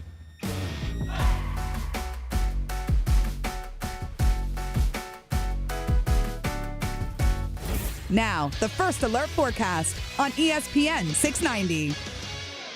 Partly cloudy skies this evening, an isolated shower and storm, and overnight we drop down to the upper 70s. Partly sunny, a dry start for Wednesday. Hot and humid, though. Highs in the mid to upper 90s. Feels like temperatures 105 to 110, and an isolated late afternoon shower or storm. From the Action News Jags First Alert Weather Center, I'm meteorologist Garrett Biedenball. The Weather Center is brought to you by Beards Diamonds. For a limited time, get 5 years, 0 interest, only at Beards Diamonds. If you're the victim of a car crash, never rush to settle with the insurance companies and never settle for just any attorney. Demand Anajar and Levine. Call 1-800-747-FREE for a free consultation and take back control of your life. Main office, Jacksonville. As the seasons change, one thing remains the same. Jacksonville and all of Northeast Florida are fueled by Celsius Essential Energy Drinks. If you spot ESPN 690 anywhere in the community, come hang with us and grab an ice-cold Celsius. We're dealing at Best Bet St. Augustine, the only card room and sports bar in St. Augustine, Florida. With nonstop action, poker games of all limits, exciting tournaments and table games, and a sports bar showing all the action, Best Bet St. Augustine has you covered. Don't miss our delicious dining options, serving breakfast, lunch, and dinner, and our always popular freshly made sushi. Best Bet St. Augustine is located at 800 Marketplace Drive off exit 311, where I-95 and State Road 207 meet. Learn more at bestbetjacks.com. There are 16 spots in the playoffs and just one track left. Well, not just any track. We're basically going to have to win. Daytona. A last chance to keep playoff hopes alive. 1 point to the good. And for fans to experience an event unlike any other. Yeah! NASCAR weekend at Daytona International Speedway, August 25th and 26th. Get your tickets now at DaytonaInternationalSpeedway.com. My best friend and I do everything together. We buy the same clothes, watch the same movies, and eat the same foods. But that doesn't mean our financial goals are the same. Choosing an investment that's right for you and your goals is a personal decision. Florida's Office of Financial Regulation has resources and information to help you get started in making the best decision for you. Visit flofr.gov to learn more. This message is sponsored by the Florida Office of Financial Regulation, the Florida Association of Broadcasters, and this radio station. Tired of casting a wide net with digital marketing and no luck? Well, you can reel in the exact customers you want with Exact Match from Cox Media Group Local Solutions Jacksonville. April Davis here. Exact Match helps you market across social media, search engines, display ads. With Exact Match, hook the exact people searching for precisely what you have to offer. Exact Match from cmglocalsolutions.com, cmglocalsolutions.com, or call us at 904-293-1989. Some days I cover up because of my moderate to severe plaque psoriasis. Now I'm hitting the road with clearer skin thanks to Skyrizi, risankizumab Riza, a prescription-only 150 milligram injection for adults who are candidates for systemic or phototherapy. With Skyrizi, 3 out of 4 people achieved 90% clearer skin at 4 months. And Skyrizi is just 4 doses a year after 2 starter doses. Don't use if allergic to Skyrizi. Serious allergic reactions and an increased risk of infections or a lower ability to fight them may occur. Before treatment, your doctor should check for infection and tuberculosis. Tell your doctor if you have an infection or symptoms such as fever, sweats, chills, muscle aches, or cough, or if you plan to or recently received a vaccine. Thanks to Skyrizi, there's nothing on my skin, and that means everything. Your doctor today about Skyrizi, the #1 dermatologist prescribed biologic in psoriasis, and visit skyrizi.com or call 1-866-SKYRIZI to learn more. From local town councils to Capitol Hill, agents who are realtors are standing up for what's right. We're here protecting property rights. Here advocating for the issues that affect our neighborhoods. Here championing fair and equitable housing for all. Because we are realtors, bound by a code of ethics, driven to serve our communities. We're here for it all. Here for you. Realtors are members of the National Association of Realtors. That's who we are. Are you the parent of a 2 to 7-year-old? Listen closely for an exciting free radio offer. By now, you've probably heard of ABC Mouse, the Parents' Choice Award-winning online learning program that's actually changing the lives of early learners everywhere. ABC Mouse is like a little one-on-one teacher. It has helped her so much. Right now, we're offering a special radio promo to try it free for a month, but you have to go to abcmouse.com/radio to claim your free month. That's abcmouse.com/radio. Sponsored by Age of Learning. Hey everybody, it's Brent Martineau from Action Sports Jacks. There's a good chance you have a smart speaker, so use it with ESPN 690. Stay up to date on the Jags and all things sports by telling Alexa or Google to play ESPN 690. It's as easy as that. Make sure you listen weekdays 3 until 6 p.m. on ESPN 690. You just mentioned something about the quarterback show and Kirk Cousins, and Kasey was giving us an example of Kirk Cousins. You're like, he's growing on me. And I think a lot of people, I think he's changed a little bit of his perception with the quarterback series. I don't know if Patrick Mahomes changed his perception. I mean, everybody, I think he's a likable young man and obviously a very good quarterback. You going out on a limb by saying he's a good quarterback, but okay, I'll go with you. Are you to the point where people are tired of Mahomes already, Kasey? He's a Burrow fan. He's a Burrow fan. No, I think we're getting close to that, though. I think we're close to tired of Mahomes. This is about the turtleneck and the cigar. Nah, because Mahomes... I mean, clearly, if I had to pick a side, yeah, but... I think Mahomes, he can... I think they'll get to a point... I think Kasey's a little early on this, where people will be like, okay, I'm over it. I'm over the voice. I'm over... Like, I got a little over Travis Kelce last year saying, we're not respected. Like, are you kidding? Really? Are you kidding, Travis Kelce? Like, that's the card you're playing? Like, everybody talks about you and Patrick Mahomes every day. Yeah, he wants absolute respect, though. He wants no questions asked. So, I get it. I just don't think we're there yet. We talked about this with Full Swing, the golf, where you're like, hey, who's that guy? Okay, I kind of like that guy. My buddy who doesn't watch the tour at all watched that series. Like, I really like whoever it was, And it's interesting how those shows can do it. So quick thought on that. Netflix and other, I don't know if they're all on, no, they're not all on Netflix, but Hard Knocks starts tonight. Yes, sir. Right? Doesn't the Hall of Fame game. Doesn't the Johnny Manziel doc start tonight? Is that tonight? I knew it was this week. I'm pretty sure. I think it's out today. Ooh, lots of watching to do. I need a password. I need shows too. There was couldn't come at a better time. There was something else.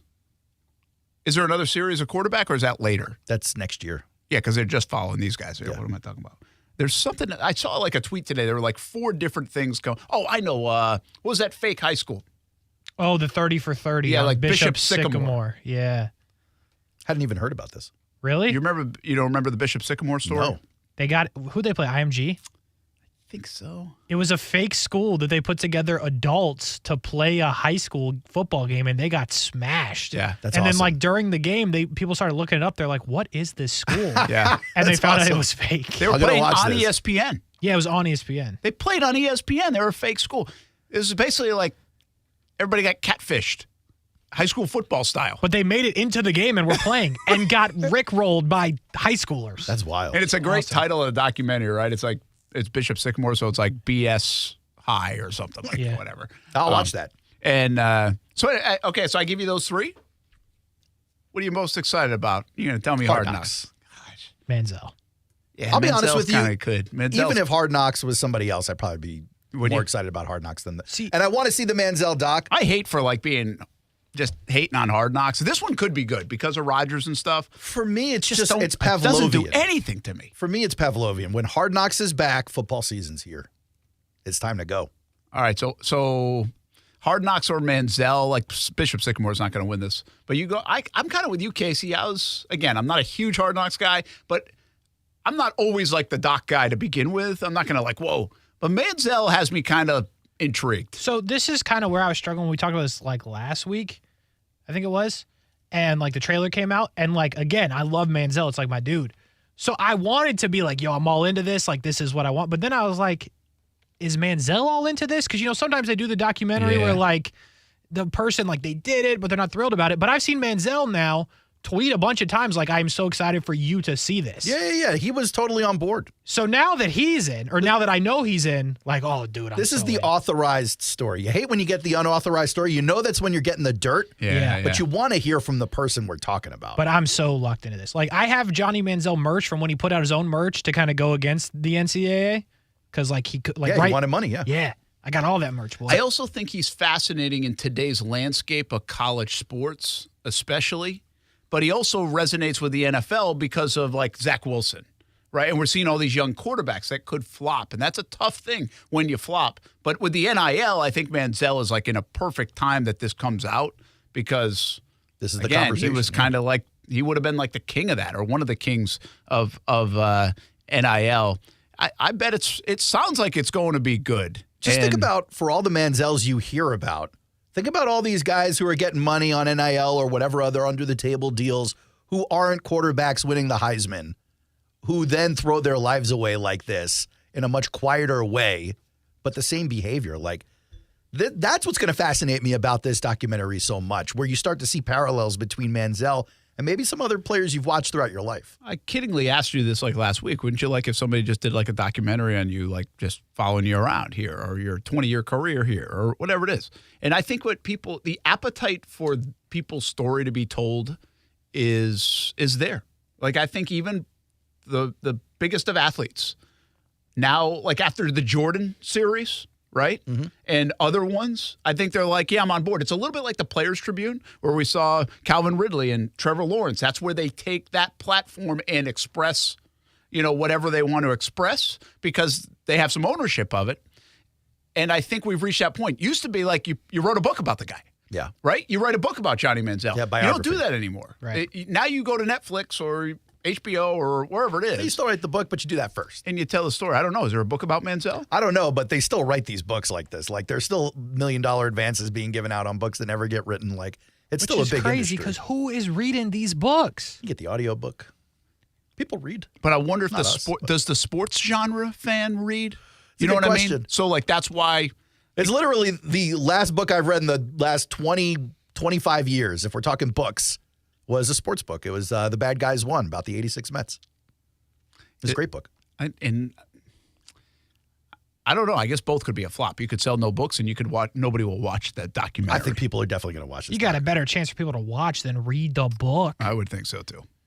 Like, it's a book. But let's not discourage reading. It's like, okay? It have is you important. seen it? It's got words. It is And it important? pages. It's Like, I've important. seen some good books, like, at the Barnes & Noble. For what? I'm For like, doorstops or for reading? I'm like, I'm not reading this. Mostly because no one. Let's get to some X's. 600 pages, bro. Give me a 1 hour doc. I get it. Case, read this X then, because it's much shorter than a book. I actually can't. Mostly because no one taught you. I can't see That's the okay. screen. We'll make it I've been better for you. struggling with the depth chart all day. I have no idea who the hell's who. The type on the depth chart is really small. Perception. Brent's like, what? What sticks out to you here? I'm like, I don't know, Brad. I can't see it. I have no clue. They have who's more who. than 53 guys. I'm like, I don't know. Well, this is from JPA Football, but they are quoting, not quote Xing, but quoting Sportico. The most valuable NFL franchises. This list has just been released again. It's an annual list we see every year.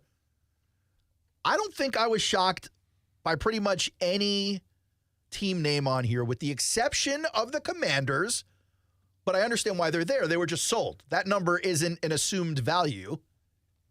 It's an actual value. It's what they sold the team for.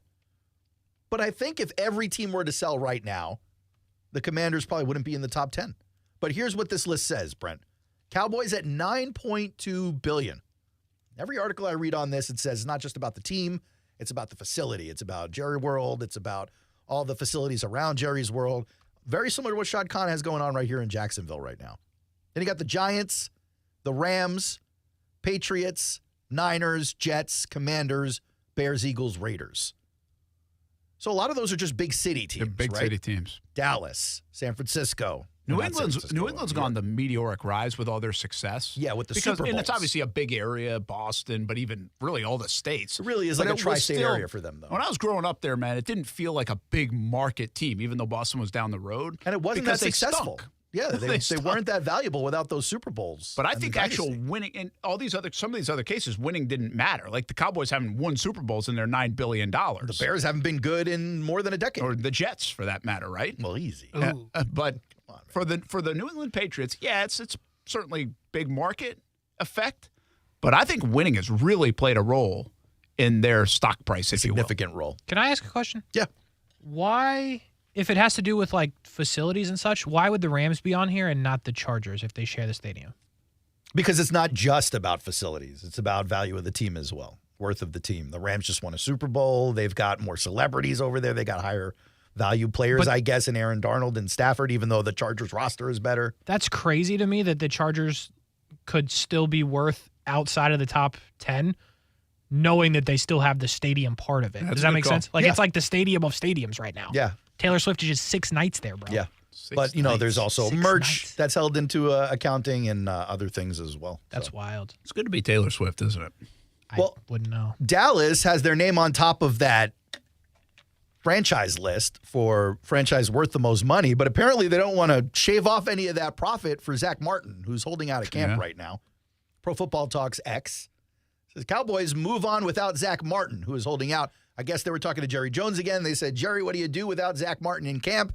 He goes, we move on. Yeah, how about that? Do you think this is a bigger comment than just him saying we're going to do camp the way we do camp? I think it's a combination now of comments that, hey, we got to pay other guys, and, hey, we move on.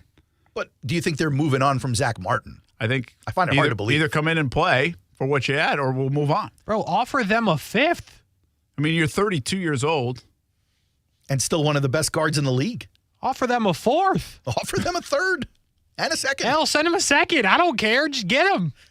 They got cap space, do they not? Send them all 3 firsts from 2020 and 2019. They got picks and cap space. Yeah, but in a weird way, like, do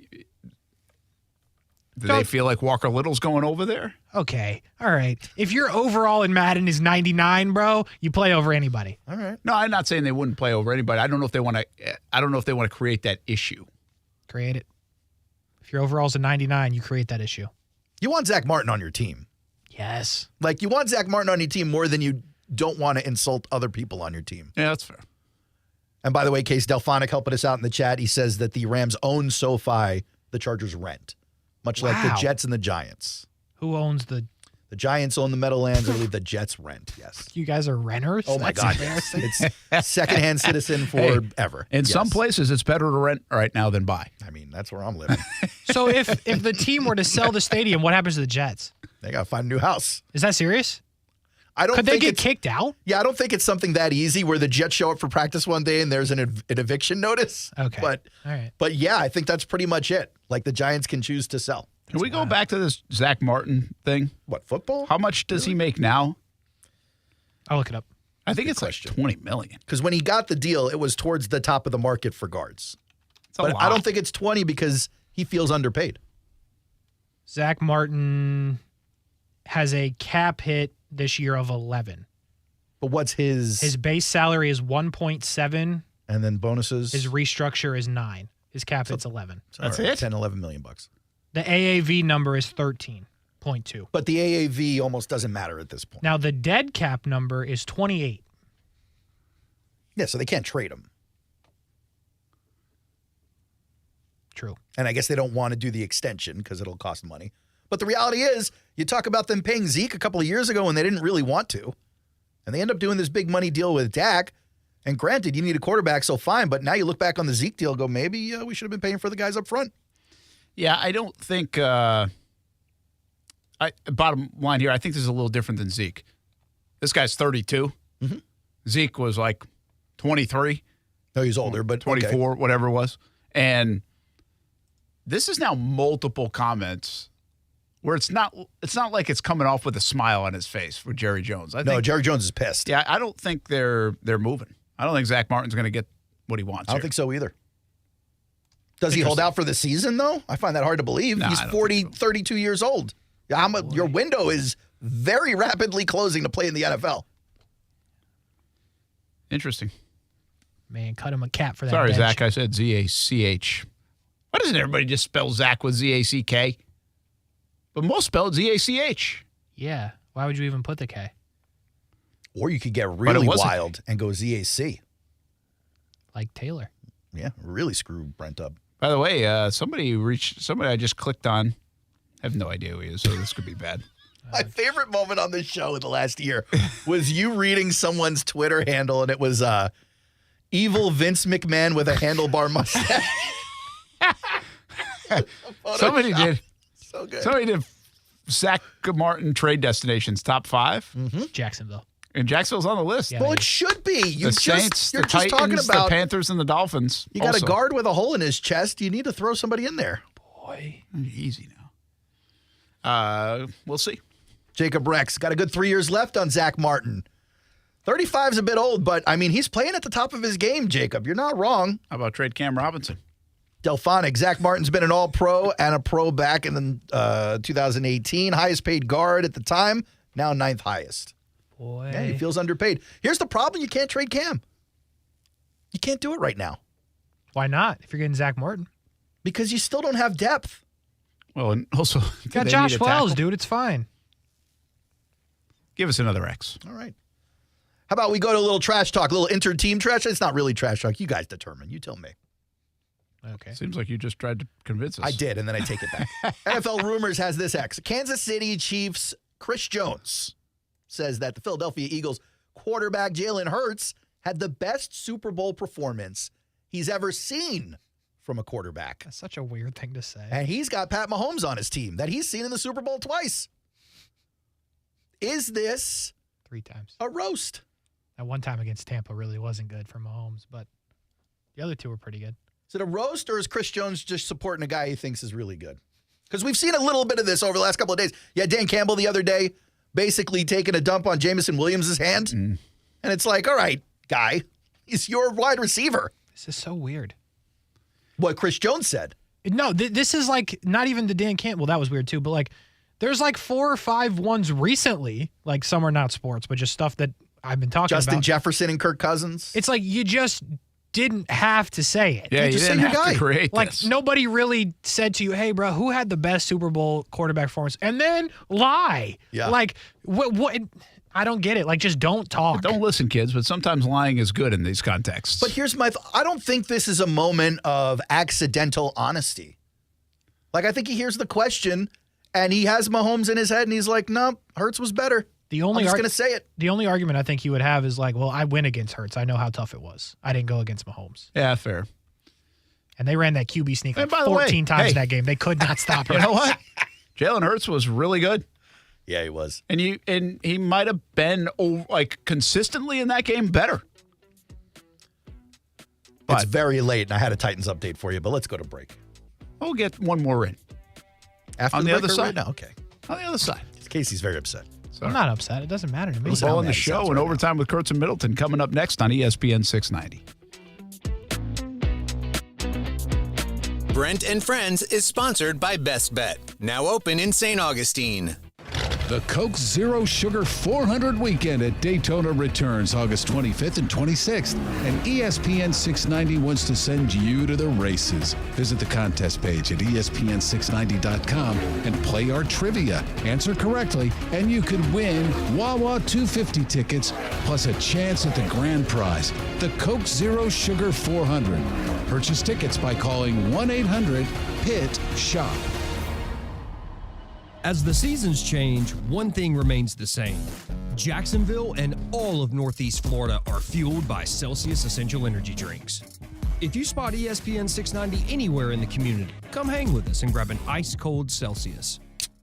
Discover how good your water can be with the new Connecticut softener and drinking water system. Connecticut's twin tank non-electric softeners are the most efficient softeners available, and their drinking water systems remove up to 99% of contaminants. This month, you can get 50% off a Connecticut K5 drinking water system with a purchase of a Connecticut Premier Series softener. If you're not filtering your water, you are the filter. Don't be the filter. The experts at CGC Water Treatment and Plumbing will test your water for free and provide solutions that are right for you and your family. Imagine having clean, clear, purified water at your home. No more plastic bottles, no more waste, just great tasting, purified water that you can trust. Call 904-552-1242 or visit cgcwater.com. 904-552-1242 or cgcwater.com. Financing options available with approved credit. CGC Water Treatment and Plumbing are proud partners of the Jacksonville Jaguars, and I'm a proud customer of CGC Water Treatment and Plumbing, an authorized independent Connecticut dealer. Florida license number CFC 1428211. This message is sponsored by the Florida A&M University Medical Marijuana Education and Research Initiative, the Florida Association of Broadcasters, and this radio station. Mary on Demand is live. Start your marijuana education journey today.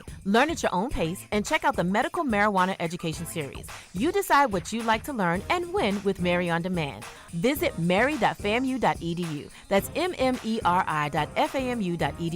And remember, recreational marijuana is still illegal in Florida. Mary, educate, learn, talk. What?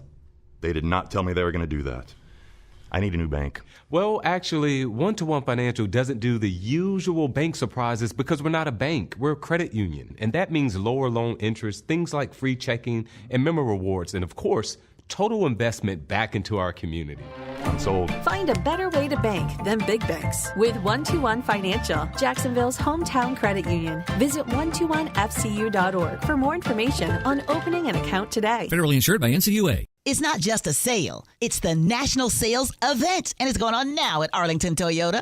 Arlington's got over 400 new Toyotas available. Camrys, Corollas, Tundras. I think you should take a test drive today. Plus, with every new Toyota purchase at Arlington, you get Arlington's lifetime warranty and 30-day exchange program. That's 30 days to love your new purchase or exchange it. The National Sales Event is here, and you don't want to miss it. Shop today, 10939 Atlantic Boulevard, and online anytime at arlingtontoyota.com.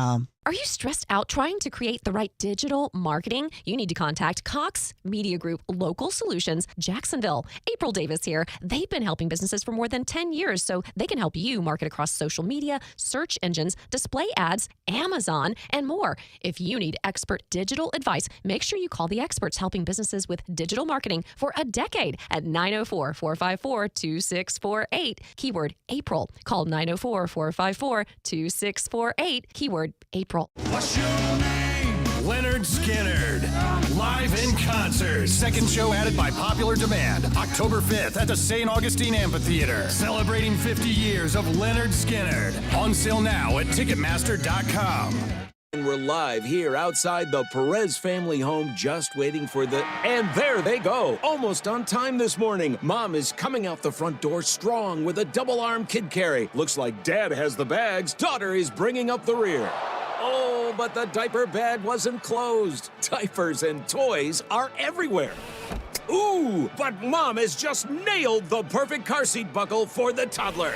And now the eldest daughter, who looks to be about 9 or 10, has secured herself in the booster seat. Dad zips the bag closed, and they're off.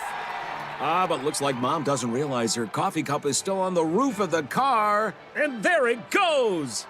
Oh, that's a shame. That mug was a fan favorite. Don't sweat the small stuff. Just nail the big stuff. Like making sure your kids are buckled correctly in the right seat for their age and size. Learn more at nhtsa.gov/the right seat. Visit nhtsa.gov/the right seat. Brought to you by NHTSA and the Ad Council. Hey, it's Brent Martineau from Action Sports Jacks. Did you know you can watch our radio show? Yeah, video of a radio show. Just search ESPN 690 Jacks on Facebook, YouTube, and Twitter, or follow me on Twitter at Brent A.S. Jacks. Watch the show live weekdays from 3 p.m. until 6 p.m. or listen on ESPN 690.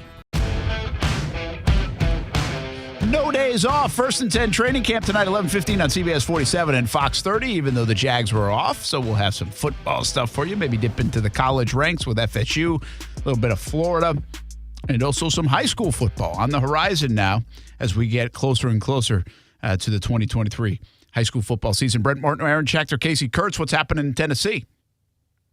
Oh, you're back to me. Yeah. I was we like, only have a couple minutes. Where are we going now? Kind of had to do this quick. I was that like, was a quick transition. I was on the fast break. I apologize. My guy Dove gives us the latest update out of Tennessee on the Titans. Quarterback Malik Willis listed ahead of second-round rookie Will Levis on the official team site depth chart. Coach Mike Vrabel recently praised Willis, saying he's seen, quote, glaring improvements. Well, that's good because he sucked last year. Willis, yeah, like if you're the worst on the team and now you're the 5th worst, that is improvement. A report from early July on the official team website mentioned that Willis was outplayed Will Levis this offseason leading up to training camp. So does that sound the alarm bells in Nashville? You drafted this guy Levis, who, for all intents and purposes before the draft, was thought to be as high as the 4th pick, certainly a first rounder, drops to the 2nd round. We talked about how Tennessee couldn't really pass the guy up after all the smoke on him at 11. They get him at 33. Now he can't beat out Malik Willis. Was it a waste of a pick, do you think? Well, I don't know if the can't beat him out is done yet. Okay. Let's see. We got 3 preseason games. And in his defense, he was supposed to be a developmental project. Yeah, and we'll see how patient they are with this. It's good that they came in the 2nd round, and we've talked about this before. The thing about Levis is almost like they had to pick him. I've talked to people in the NFL in the past. It's like you get to a point where it's almost like there's a swell of support for a player. It's like you almost have to take the guy even though you don't believe it. Yeah, even if you think it's going to do poorly. Which sounds stupid, right? It sounds stupid. It's like, wait a minute, you don't even think you got to make sure the fan base doesn't revolt. Well, because if you're wrong and you were the guy that passed him up, well, the outside noise is going to build. If the outside noise wanted him and you're wrong, I mean, maybe you get a little bit of a pass because, like, hey, we all wanted this guy, right? So you just wonder about that with Levis. Like, how far would he have dropped if Tennessee didn't pick him? Yeah, it's a good question. Not sure. I know they saw value at that point, but nobody else might have thought he was like a first or second round quarterback. I mean, clearly no one else thought he was a first round pick. One more tweet. We don't have to discuss it. I just want to make sure it's on your radar, Brent. You spoke about it a little bit earlier today, but the Jacksonville Jaguars sent out an X. Last chance. Purchase your tickets to the Colts game. You can get a limited edition pickleball paddle. Whoa. How come it doesn't have your face on it? It's got a Jaguars head on it. That's right. This should put me on that thing. Pickleball paddle day. Pickleball paddle. For the home game against the Indianapolis Colts. And by the way, if you had minus 140 on me getting a cramp during the show because of my 2 hours of pickleball this morning, you lose. There's no proof of that. You lose. The bookie wins, baby. I'll double. We'll get the juice. Double or nothing middle of the night, Brent. You want it? That's a good bet. Yeah. You're going to have to trust me on that one. I'm going to call Steph. But Call all right, Steph, make sure she doesn't give him any water tonight. She will know. Double or nothing it is, Kasey Kurtz. We'll see you back here tomorrow, 3 p.m. to 6 p.m. Brent Friends on ESPN 690. Overtime with Kurtz and Middleton. Up next. Let's do it. Ready? 1, 2, 3. Do ball. Have a good night, everybody. The kids are the latest in the Martineau household to get a car from Nimnick Buick GMC. That happened back in December. They absolutely love it, and they're having a fantastic summer. Hope you're having a fantastic summer. And if you're in car shopping mode, you know where to go. Nimnick Buick GMC. You can try them out at nimnickbuickgmc.com or check them out and what's on the lot on Phillips Highway. Also, if you're looking for a used car, plenty available under $18,000. It's the #1 Buick GMC dealer in Jacksonville, nimnickbuickgmc.com. GMC, we are professional grade. We're dealing at Best Bet St. Augustine, the only card room and sports bar in St. Augustine, Florida. With nonstop action, poker games of all limits, exciting tournaments and table games, and a sports bar showing all the action, Best Bet St. Augustine has you covered. Don't miss our delicious dining options, serving breakfast, lunch, and dinner, and our always popular freshly made sushi. Best Bet St. Augustine is located at 800 Marketplace Drive off exit 311, where I-95 and State Road 207 meet. Learn more at bestbetjax.com. Meet Mike Lester. The downsides to a 401k are limited investment options. What we'll find, and nothing against anybody who's doing it. Listen, if I wasn't an investment advisor, I might even be doing the same thing. But lots of target date funds. We don't like the target date funds because they only take into consideration the date. They don't take into consideration anything else. So target date funds are sort of an easy way to invest, but I think they give investors in retirement plans a false sense of security. Find out more at guardingyournestegg.com. Discover how good your water can be with the new Kinetico softener and drinking water system. Kinetico's twin tank non-electric softeners are the most efficient softeners available, and their drinking water systems remove up to 99% of contaminants. This month, you can get 50% off a Kinetico K5 drinking water system with a purchase of a Kinetico Premier Series softener. If you're not filtering your water, you are the filter. Don't be the filter. The experts at CGC Water Treatment and Plumbing will test your water for free and provide solutions that are right for you and your family. Imagine having clean, clear, purified water at your home. No more plastic bottles, no more waste, just great tasting, purified water that you can trust. Call 904-552-1242 or visit cgcwater.com. 904-552-1242 or cgcwater.com. Financing options available with approved credit. CGC Water Treatment and Plumbing are proud partners of the Jacksonville Jaguars, and I'm a proud customer of CGC Water Treatment and Plumbing, an authorized independent Kinetico dealer. Florida license number CFC 1428211. Action Sports Jacks. Watch, listen, subscribe. You can watch us on CBS 47 and Fox 30. You can listen right here on ESPN 690, and you can subscribe to our YouTube and podcast, Action Sports Jacks on ESPN 690. Action Sports Jacks. Watch, listen, subscribe. Broadcasting live from the Anajar and Levine studios. Anajar and Levine Accident Attorneys. Call 1-800-747-FREE.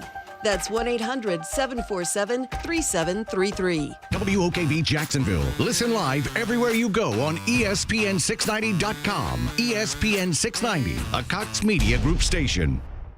Hey, it's Brent Martineau. Check out Action Sports Jacks weekdays from 3 until 6 on ESPN 690. This is SportsCenter. I'm Christine Lisi. ACC presidents met today about the potential addition of Cal and Stanford, but did not vote on the matter, reports ESPN's Pete Thamel. League will continue to explore the additions, are still evaluating the schools. Some Commanders players concerned about the intensity of new offensive coordinator Eric Bieniemy at training camp, and they've approached head coach Ron Rivera about their issues. A lot of these young guys, they do struggle with certain things. And a lot of you also got to take for where they've been. I mean, guys coming from certain programs are used to it. Guys come from other programs aren't as much. So, I kind of have to assimilate and get a feel for everybody. Eric has an approach, and it's the way he does things, and he's not going to change, and because he believes in it. Bieniemy said he's always going to be loud, vocal, and demand from his leaders. Sources tell ESPN's Adam Schefter running back Kareem Hunt had what was called a great visit with the Saints.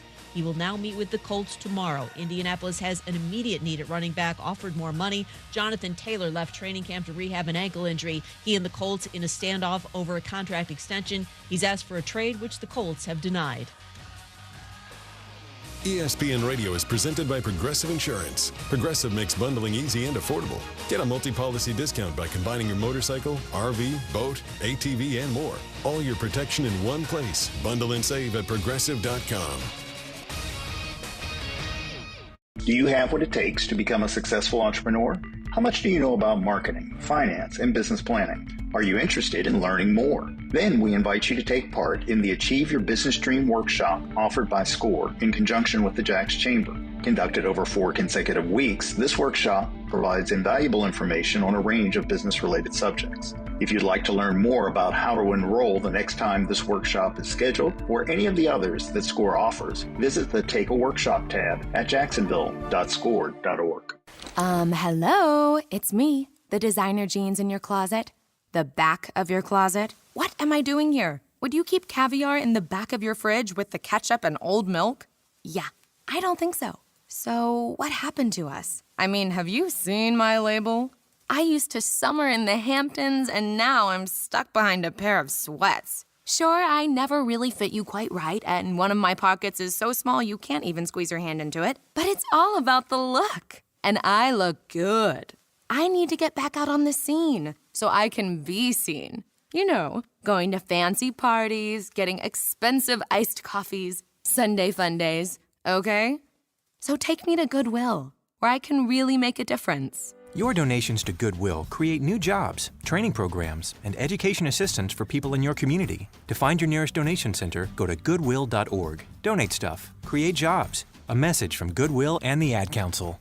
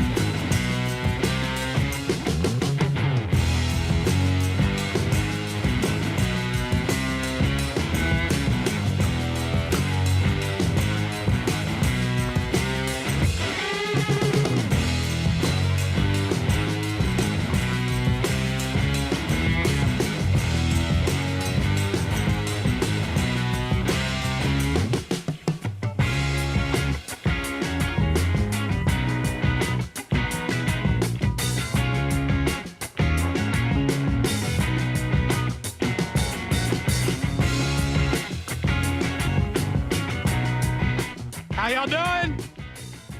Why you yelling, man? What you mean? I'm not yelling. I'm not allowed to yell. I'm just asking why you yelling, man. Fired up. You are fired up. Ready to go. On a Tuesday. Overtime with Kurtz and Middleton, ESPN 690. Remember you used to get those YouTube copyright strikes for I Love McConan Tuesday? Yes. Him and Drake? Yes, I do. And I used to get those even before this show was a thing because I used to play it way back in the days when Tuesdays on Action Sports Jax on ESPN 690 was Brent, Austin, and Josh Scobie. Wow. At Topgolf. So I Love McConan giving us copyright strikes on YouTube is nothing new. In fact, he's probably a bit confused on where they went. He's like, I knew someone was listening to my song. And now they're like, we don't know. You had the club going up. Maybe you can sing better than DeMarcus Ware. On a Tuesday. Anyway, Jumbo Shrimp Baseball coming up in about 45 minutes time from now. They will take on the Norfolk Tides here in Jacksonville. Home all week. If you can't make it down to the ballpark, you can listen.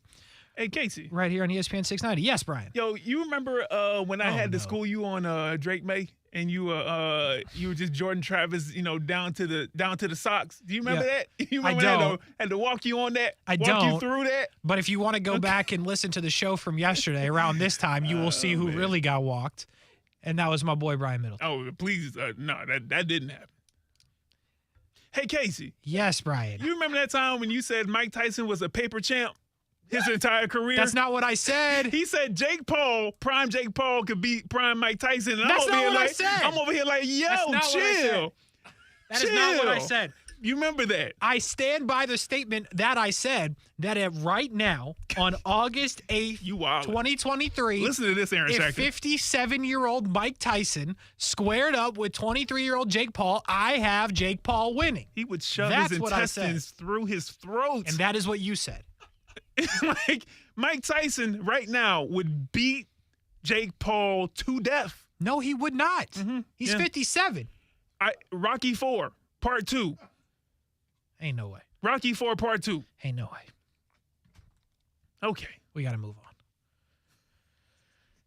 I had one more, hey, Kasey, but, that's a conversation. What do you got? No. That's a conversation that we can't do on the air. It was. I know what you're talking about. Yeah, we can't do it on air. I still like my chances. Shoot.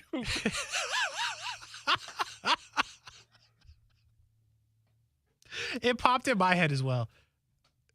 I want you to know that. Oh, if you're watching on the stream, I've never seen you laugh like that. If you're on the radio, you're like, what's going on? And the real answer is, I'm not sure either. I'm sorry, man. It's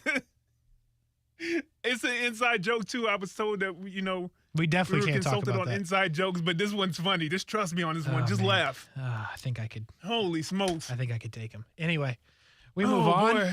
We move on. We try to. Let's try to. Talk some boy. football. We do have a funeral plan next segment, so we'll have to bring that to you. I'm going to miss you when you go on, Kurt. Holy smokes. You funny, dog. Okay. What's the next thing? What are we talking about? Okay. We're talking about the Jacksonville Jaguars, although they were off today. You had this idea looking at the top 100 players in the league, but then the top 50 players in the league, and basically down to the top 10, which were announced.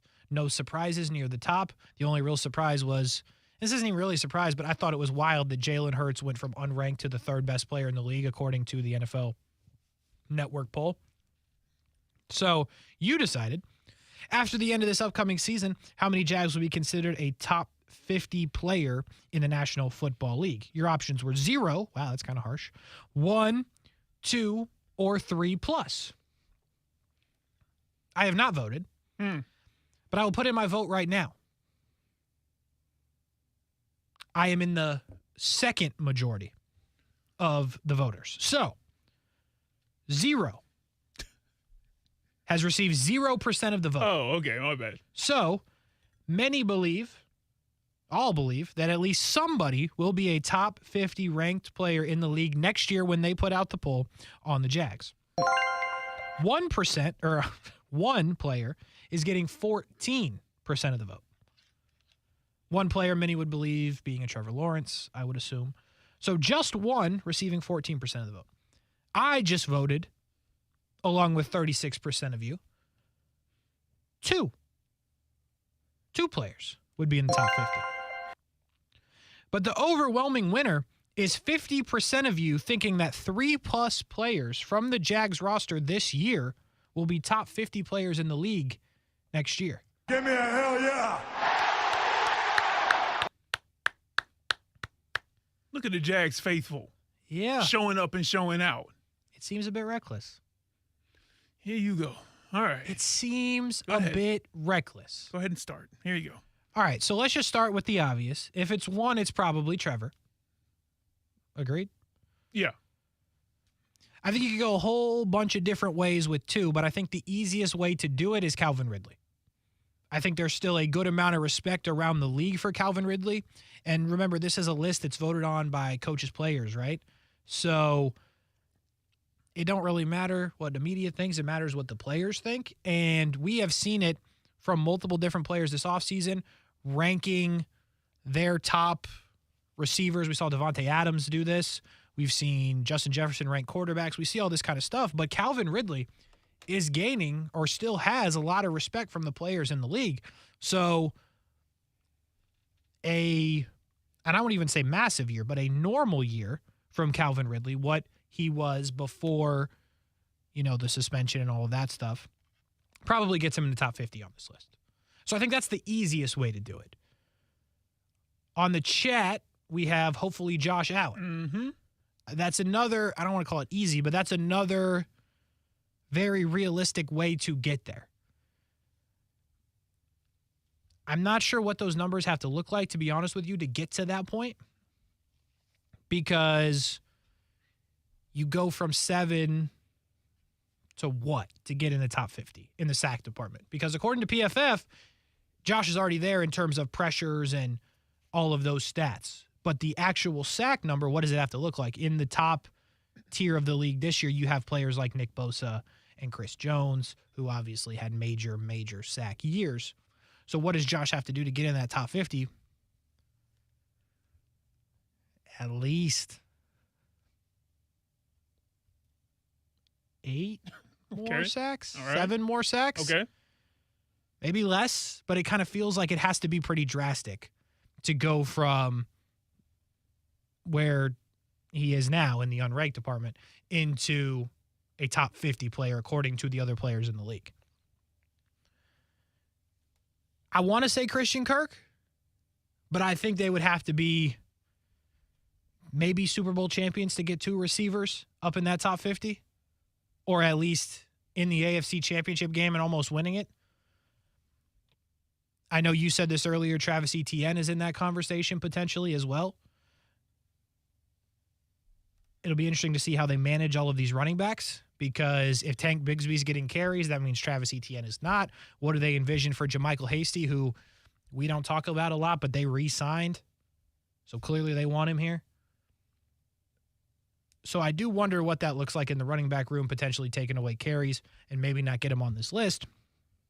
And then if you're talking the defensive side of the ball, it would not shock me if Tyson Campbell has a big year and finds himself in this conversation. Because all it takes, at least in the corner department, for this conversation to be on this list is to just pick off quite a few passes. And is he capable of that? I absolutely think that he is. So I see why 50% of y'all voted 3+, because there are candidates.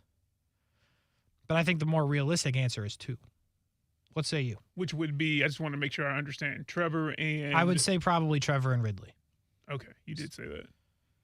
You did say that. You did say that. Okay, I did, yeah. So it's the NFL list and not some PFF... Correct. hate-filled list towards the Jags. Also true. So 2 would be the minimum. I'm trying to be non-biased. I'm trying to look at this as we have a bunch of teams in the league, 32, and then you only have a top 50. So you got to think that the majority of teams will have at least one player in the top 50.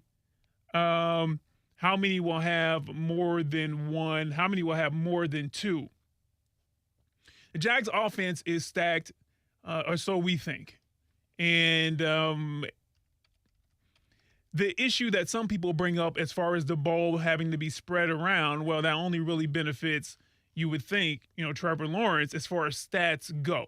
And that makes sense. I get that line of thinking. But do I think that things will be as even as it was last year when we're talking about the receivers and what they caught? You look at their numbers, catches, yardage, there was a bit of a, variety and disparity between, like Ingram and Kirk, but even with Zay Jones. But I think that there will be one guy that really promotes himself, and then there'll be another guy who's the beneficiary. So there'll be 2 guys that really show up for you, even though we have arguably 4 guys you can go to who's a receiver or tight end, and then there's always the ETN element out of the backfield. And so Ridley is the easy nod. I'm not going to disagree with you, but for the sake of this conversation, I really think, I truly am on this Evan Ingram train. And I understand that you have to get past a Travis Kelce, a George Kittle. Yeah. Who am I missing? I know what's my man? I can't think of his name. My man out in Philly. Goddard. People love him. He's good. And rightfully so. I'm sure there's somebody up in Buffalo that's going to do something. So I think that there, in order to make that jump on that list, he's going to have a monster year. I think he's capable of it in this offense, even with the tools we have at the receiver position. You got to remember, one of the big feathers in Doug Peterson's cap, especially when he was coming in, wasn't just the fact that he was a grown-up at the head coaching position. It wasn't just the fact that he was a Super Bowl winning coach, but what he could do with the tight end position. I believe, who was it? Zach Ertz had a Google of catches. I believe the championship year or the year right before the Super Bowl year, he had something like 115 at the tight end. Did you just say position. a Google of catches? Yeah, a Google, a bunch of, well, Google it, a bunch of catches. All right, I guess. And can no one tell me that Evan Ingram isn't as athletic? And again, the route running, that's a bit more technical. I haven't followed Zach Ertz. But what I'm saying is I think that Evan Ingram has the tools in order to be that guy who kind of comes out of out of left field. Mm-hmm. So I think I would put him on that watch. If we're giving Trevor and Calvin Ridley RR2, what could get us to number 3? I would put up Evan Ingram. And I would also put up, again, Tyson Campbell, great choice. I think he is going to grow. I think he's becoming a burgeoning star in the league. But, okay, yep. Flames, I think you beat me to it. Yep, I was going to say, hey, Trayvon Walker, listen, it's the easiest choice because it's the simplest choice. A guy who we've seen, it's the easiest choice because it's the simplest choice. Trayvon Walker? Hold on now. Just hear me out on this. All right. Okay, a guy, you get a certain amount of boost, I think, in your ability and your credibility if you come out of nowhere to a certain degree, but in the same token, you kind of reaffirm all of the hype, all of the projections about yourself. And I think that Trayvon Walker is in a perfect position to do that because being the number 1 overall pick, of course, there's a lot of hype there. There's a lot of substance there, but a lot of people are like, the number 1 overall pick and you're not a quarterback? Oh, man. Okay?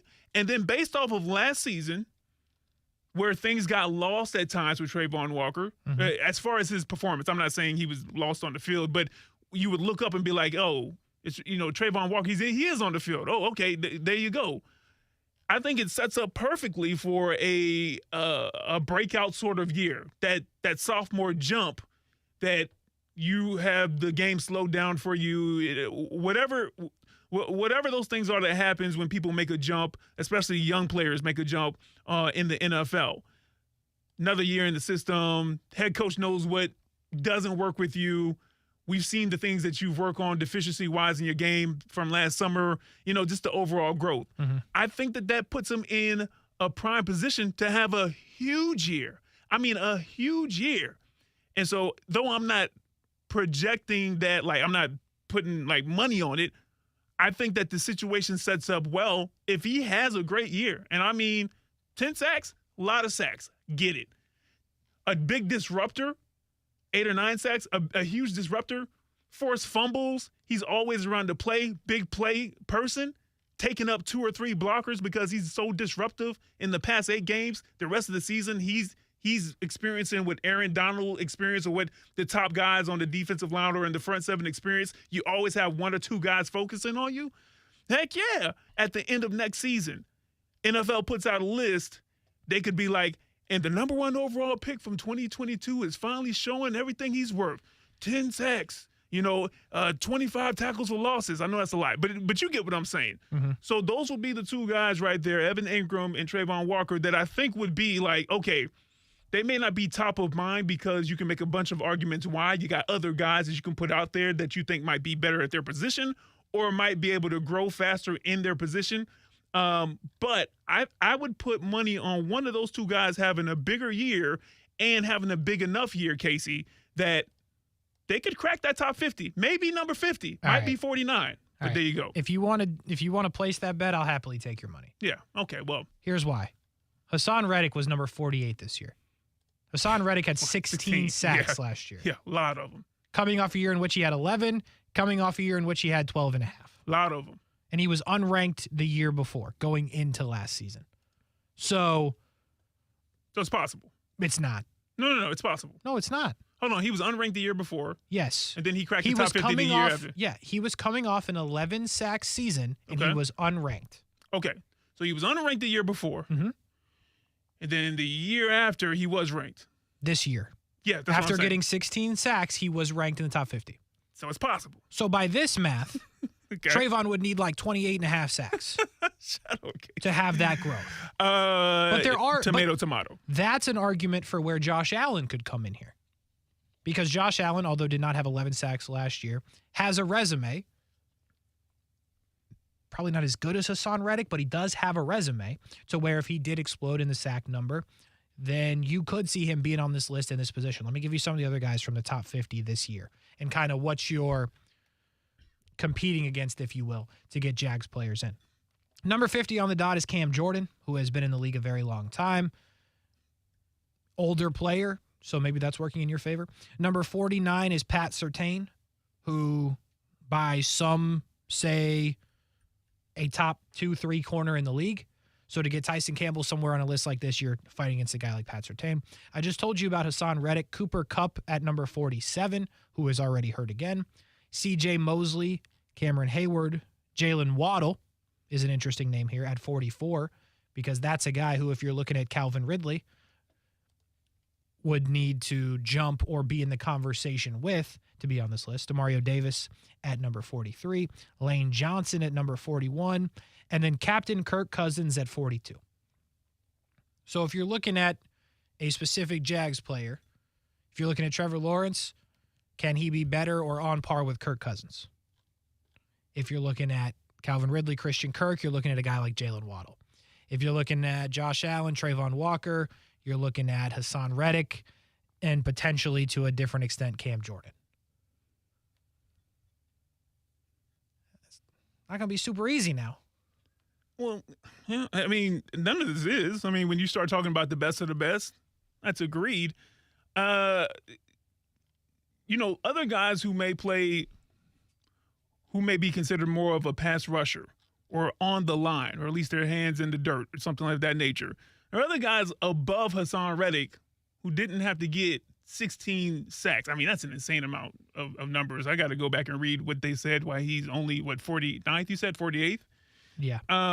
So, I think it'll be, you got to take more context into consideration, but I think it'll be the composition of his play for that season. Now, if for any reason anything trickles in as the mindset where people are like, hey, he was great this year, let's see him do it again. There's that. Then that can play against him, of course, and I'm with you on that. There will be some. I think that's where you're going to get held up there. Okay. Then I'm with that. Yeah, I understand that then. But the biggest point of this is, where are we at? 2 years ago, 3 years ago, whatever. We couldn't even slightly find anybody who was worthy of the top 100, let alone the top 50. And here you are 3 years later, and there's 6 or 7 names that you could at least make an argument, obviously depending on what the stats look like this year. But outside of the quarterback, Calvin Ridley's got a real argument. Josh Allen, if he performs, has a real argument.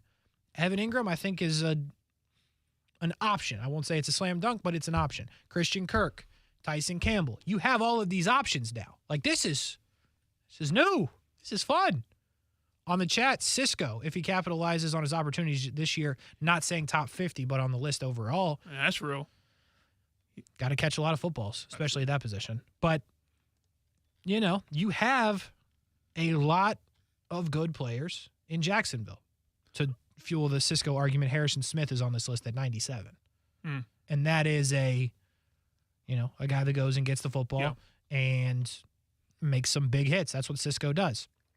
5 interceptions last year. There's only 2 safeties on this list. Harrison Smith is one. Minkah Fitzpatrick is the other. So, how many players do you think you have to have in the top 50 to make a deep Super Bowl run? I don't know if that's even a fair question, but you have to have at least one. And it probably should be your quarterback, right? It probably should be your quarterback. Sure. Can you just do it with 2 in a great team dynamic otherwise? I didn't scan through it. I don't know how many Kansas City has. I just presume that they have 4 or 3 with Jones, Kelsey, Mahomes, but I'm probably missing somebody somewhere. Can you just do it with 1? If Trevor's the only one to crack the top 50, I think that then that means what? That the team could still be very good, but maybe some other players didn't quite reach to the levels that we thought they could reach, or? So I think to answer your question, in the top 50 this year, the Philadelphia Eagles have 5 players. They lost the Super Bowl. So does that somewhat answer your question? That they shouldn't have lost, and they lost it. I mean, Kansas City has 2 of the top 5 players in the league with Mahomes maybe that's and a Kelsey. better question. And 3 of the top 10 with Chris Jones. Yeah. So I would say probably not, because the league is too good right now. And I think if the quarterback is somebody in this conversation like Mahomes, like Jalen Hurts, who is, like Joe Burrow, like Josh Allen, who are all in the top 10, you're making everything around you better on the offensive side. So you might not have, there's not a good example here, but Josh Allen, right? They have underperformed. They have Stephon Diggs, but they don't have anybody else that's top 50 on that offense. Yeah. But Josh Allen makes Dawson Knox somebody that you're picking up in fantasy. Dalton Kincaid is now going to give them that. Gabe Davis is a guy you probably had on your fantasy roster at some point last year because of Josh Allen. Look what he did. Look what Mahomes did for a guy like Juju or a guy like who's still on their team, caught the touchdown against the Jags in the back of the end zone. What is his Marquez Valdes-Scantling, right? And if you have a top 10 but top 50 quarterback, then everybody else is around you better. So he might not be a top 100 receiver, but you got Trevor, so maybe he is now. True. Eagles had all them boys in the top 50 still lost. Crazy. Anyway, the Jags are good, folks. That's cool. That's the main point of the story. And hopefully next year, we'll see some of these guys inside the top 50. Overtime with Kurtz and Middleton, ESPN 690. We're back after this. The Coke Zero Sugar 400 Weekend at Daytona returns August 25th and 26th, and ESPN 690 wants to send you to the races. Visit the contest page at ESPN690.com and play our trivia. Answer correctly, and you could win Wawa 250 tickets plus a chance at the grand prize, the Coke Zero Sugar 400. Purchase tickets by calling 1-800-PIT-SHOP. Now, the First Alert forecast on ESPN 690. Partly cloudy skies this evening, an isolated shower storm, and overnight we drop down to the upper 70s. Partly sunny, a dry start for Wednesday. Hot and humid, though. Highs in the mid to upper 90s. Feels like temperatures 105 to 110, and an isolated late afternoon shower storm. From the Action News Jax First Alert Weather Center, I'm meteorologist Garrett Biedenball. The Weather Center is brought to you by Beards Diamonds. For a limited time, get 5 years, 0 interest, only at Beards Diamonds. Ready for a helpful tip? If you've got to drive it, rent it with Rent a Toyota at Arlington Toyota. Whether it's a car for a business trip, an SUV for an outdoor adventure, or a spacious minivan for that family vacation with all the stuff. If you've got to drive it, rent it with Rent a Toyota at Arlington Toyota. Rent a Toyota at Arlington is the best way to try it before you buy it. You can even rent 2023 models. And Arlington's competitive rental rates will put you behind the wheel with ease. Reserve your rental online at arlingtontoyota.com today. Men, if you're struggling with erectile dysfunction or PE, the medical providers at Prime Men's Medical Center offer breakthrough treatments that eliminate problems in the bedroom without pain or surgery. Listen to a specialist in men's health. I'm Dr. Simovitz. Prime Men's Medical Center offers the most advanced treatments to eliminate ED and PE. 98% of men experience instant results on their first office visit. They're even lasting 90 minutes or longer, regardless of age or medical history. Don't just take our word for it. Call Prime Men's Medical Center now for our limited time offer. Your initial consultation and first treatment are completely free. You'll see instant results right in the office. You'll even get a gift that enhances your performance in the bedroom. All this, worth hundreds of dollars, is free if you call now. 904-206-7930. 904-206-7930. That's 904-206-7930. As the seasons change, one thing remains the same. Jacksonville and all of Northeast Florida are fueled by Celsius Essential Energy Drinks. If you spot ESPN 690 anywhere in the community, come hang with us and grab an ice-cold Celsius. ESPN 690 is home for the Florida Sportsman Fishing Show hosted by Captain Rick Riles. Tune in every Saturday morning from 7 to 9 a.m. to find out what's biting now. Fishing so fresh, you can almost smell it. Jaguars football is right around the corner. After an exciting playoff run last season, optimism is at an all-time high. Tailgaters is right across the street from Everbank Stadium, offering clean, permanent restrooms, food options, a full liquor bar, and all parking spots are on well-kept grass lots. Every game at Tailgaters is a championship experience. Demand is high following last year's historic season, so spaces are very limited. Secure your parking today at tailgatorsparking.com. If you wait, you're going to miss out. tailgatorsparking.com. And we're live here outside the Perez family home, just waiting for the... And there they go, almost on time this morning. Mom is coming out the front door strong with a double-arm kid carry. Looks like Dad has the bags. Daughter is bringing up the rear. Oh, but the diaper bag wasn't closed. Diapers and toys are everywhere. Ooh, but Mom has just nailed the perfect car seat buckle for the toddler. And now the eldest daughter, who looks to be about 9 or 10, has secured herself in the booster seat. Dad zips the bag closed, and they're off. But looks like Mom doesn't realize her coffee cup is still on the roof of the car. And there it goes.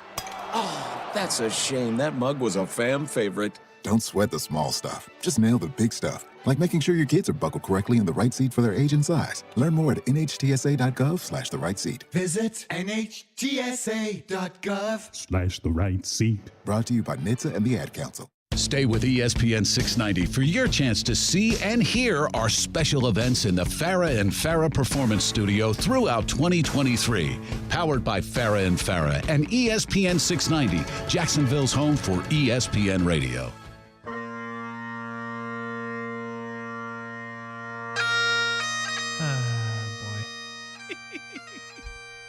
Wow. It's over, Brian. What's over? Kasey Kurtz? It's over. I told you. They're no good. The Rays blew it, man. And this is the funeral. You start like 20-0. I did. Everybody was talking about the Rays. The Rays are so good. The Rays are great. Yeah. It's over. First, Jeffrey Springs, hurt. We'll see you next year. It's terrible. Drew Rasmussen, hurt. We'll see you next year. That's terrible. But the one thing we had, Chuck, Shane McClanahan. There you go. Hey. He was the hero we needed. What do you mean was? He was the light in darkness. Oh. He was the reason that I continued to live with optimism. That one may be a lot. Yeah. But sports-wise, he's all I had all summer long. Wow. Because I didn't believe in the Rays. And then he went on the IL the first time. It happens. And I said, it happens. And he came back. Then he abruptly came out of a game with a forearm issue. I said, this is not good. And then today, after flying to Los Angeles, talking to a doctor, seeing what the options were, the options are not good, Brian.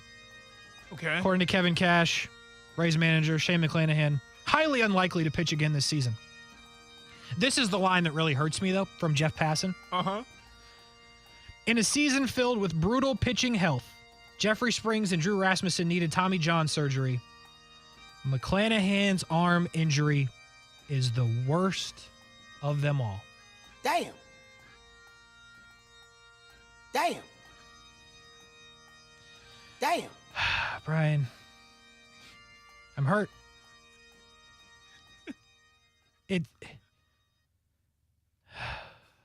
Holy smokes, by the way. I also listen to this part. Yeah, let me hear. Mark Tompkin, who covers the Rays for the Tampa Bay Times. According to Kevin Cash, the manager of the Rays, everything is on the table for McClanahan, which includes Tommy John surgery, flexor surgery, and loose body removal. Loose body removal? Bone spurs. Oh. Pause. Yikes, man. Huh? You can come on down to the Braves bandwagon. We're here for you. Spencer Strider and the boys.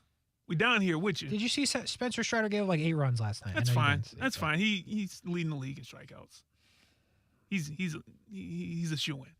Huh? Preseason pick. Kasey Kurtz, let me ask you this then. This the best Rays team that you've seen in what, 5 years?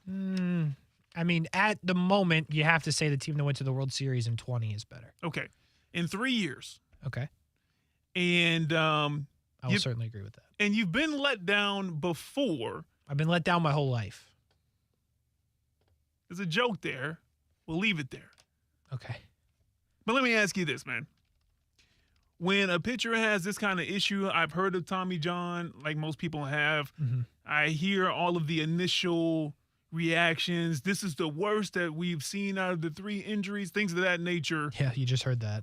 These guys are able to come back basically true to form, right? Like, it's not an exact science, even though it is a science. Yes, I understand what you're saying. Like, you're going to see, you have confidence that not just the Rays, but Shane himself will come back and be close to, if not at the same top form that he's been at for a lot of his career, right? I do have faith in that, yes. But This was the year, man. This was the year. I mean, the Orioles did track y'all down. Like, it just hurts. He'll be fine eventually. Now, this could be a thing where it lingers for like 2 years, and that would be awful. But like, okay, it's tough because next year.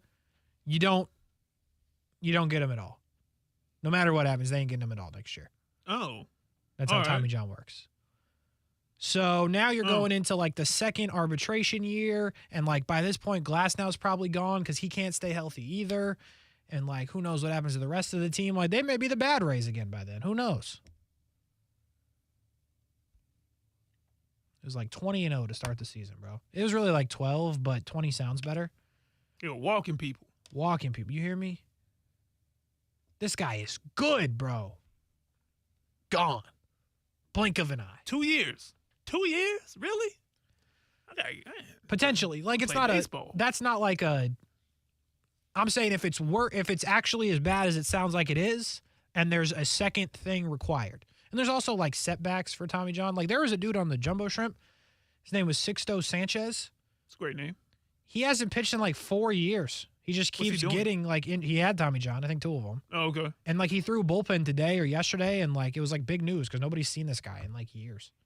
He's back in like Miami now, but it's just pain, you know. How normal is it to have one of the top pitchers in the league, just all of a sudden not be there? Like due to injury. Like I don't feel like I hear that though too often. That's major news. That's something that I would catch, on a notification. Yeah, I think the annoying part with that is like McClanahan is one of the best pitchers in the league, but he plays for the Rays, so like nobody really like if this happened to Garrett Cole, this would be like not necessarily here in Jacksonville, but like nationally, people would know. It would have been like a broke into SportsCenter story. Instead, they just threw it up on the bottom line for McClanahan. Or like Scherzer or Verlander or Spencer Strider even. Like Spencer Strider being bad is almost a bigger national story than McClanahan blowing out his arm.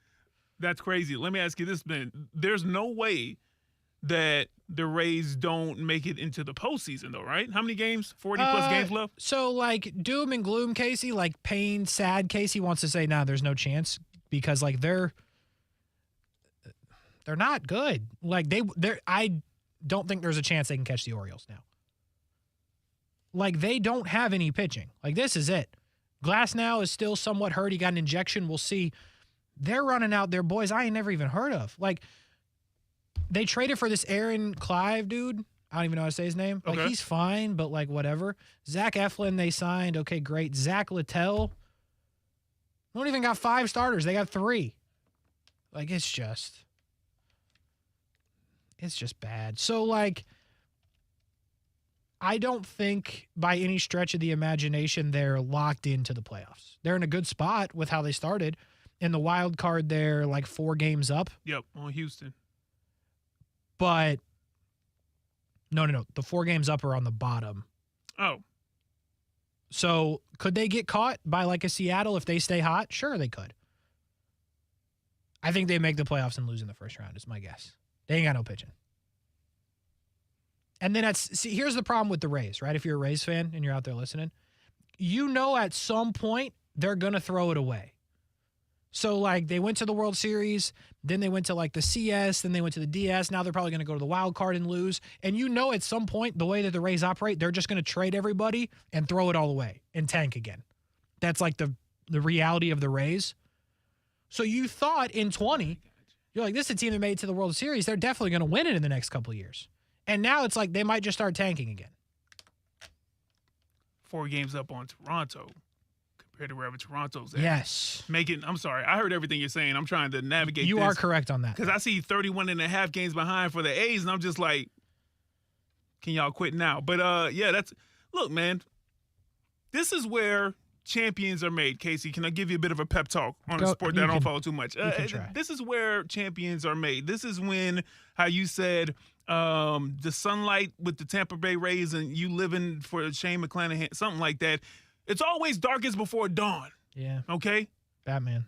is always darkest before the dawn. And listen, in order to get to the dawn, okay, sometimes you got to go through some trenches. You got to go through some valleys. You got to go through some struggles, okay?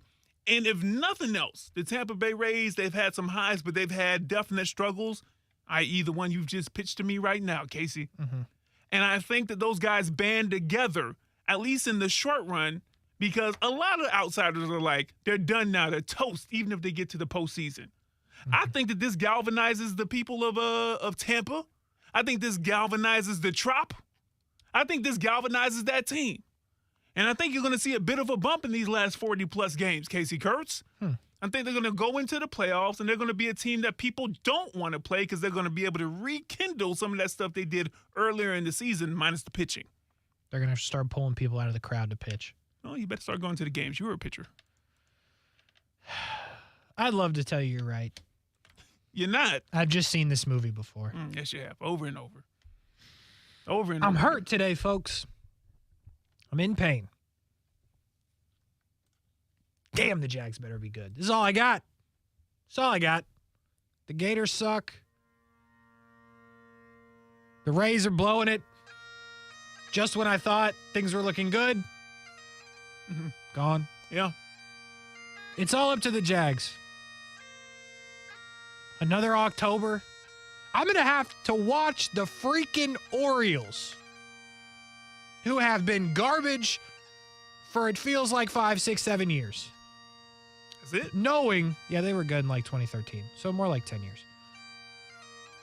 Knowing that I'm watching it on my couch while Shane McClanahan's on his couch, nursing his bum arm. Rasmussen nursing his bum arm. Springs, bum arm. Glass now will be hurt by then. This is the funeral for the Rays, folks. 2023. I would say it's been fun, but it really hasn't. I'm crushed. I'm defeated. I am all of these things. I'll miss you, 23. 12-0, boy. That was a good moment.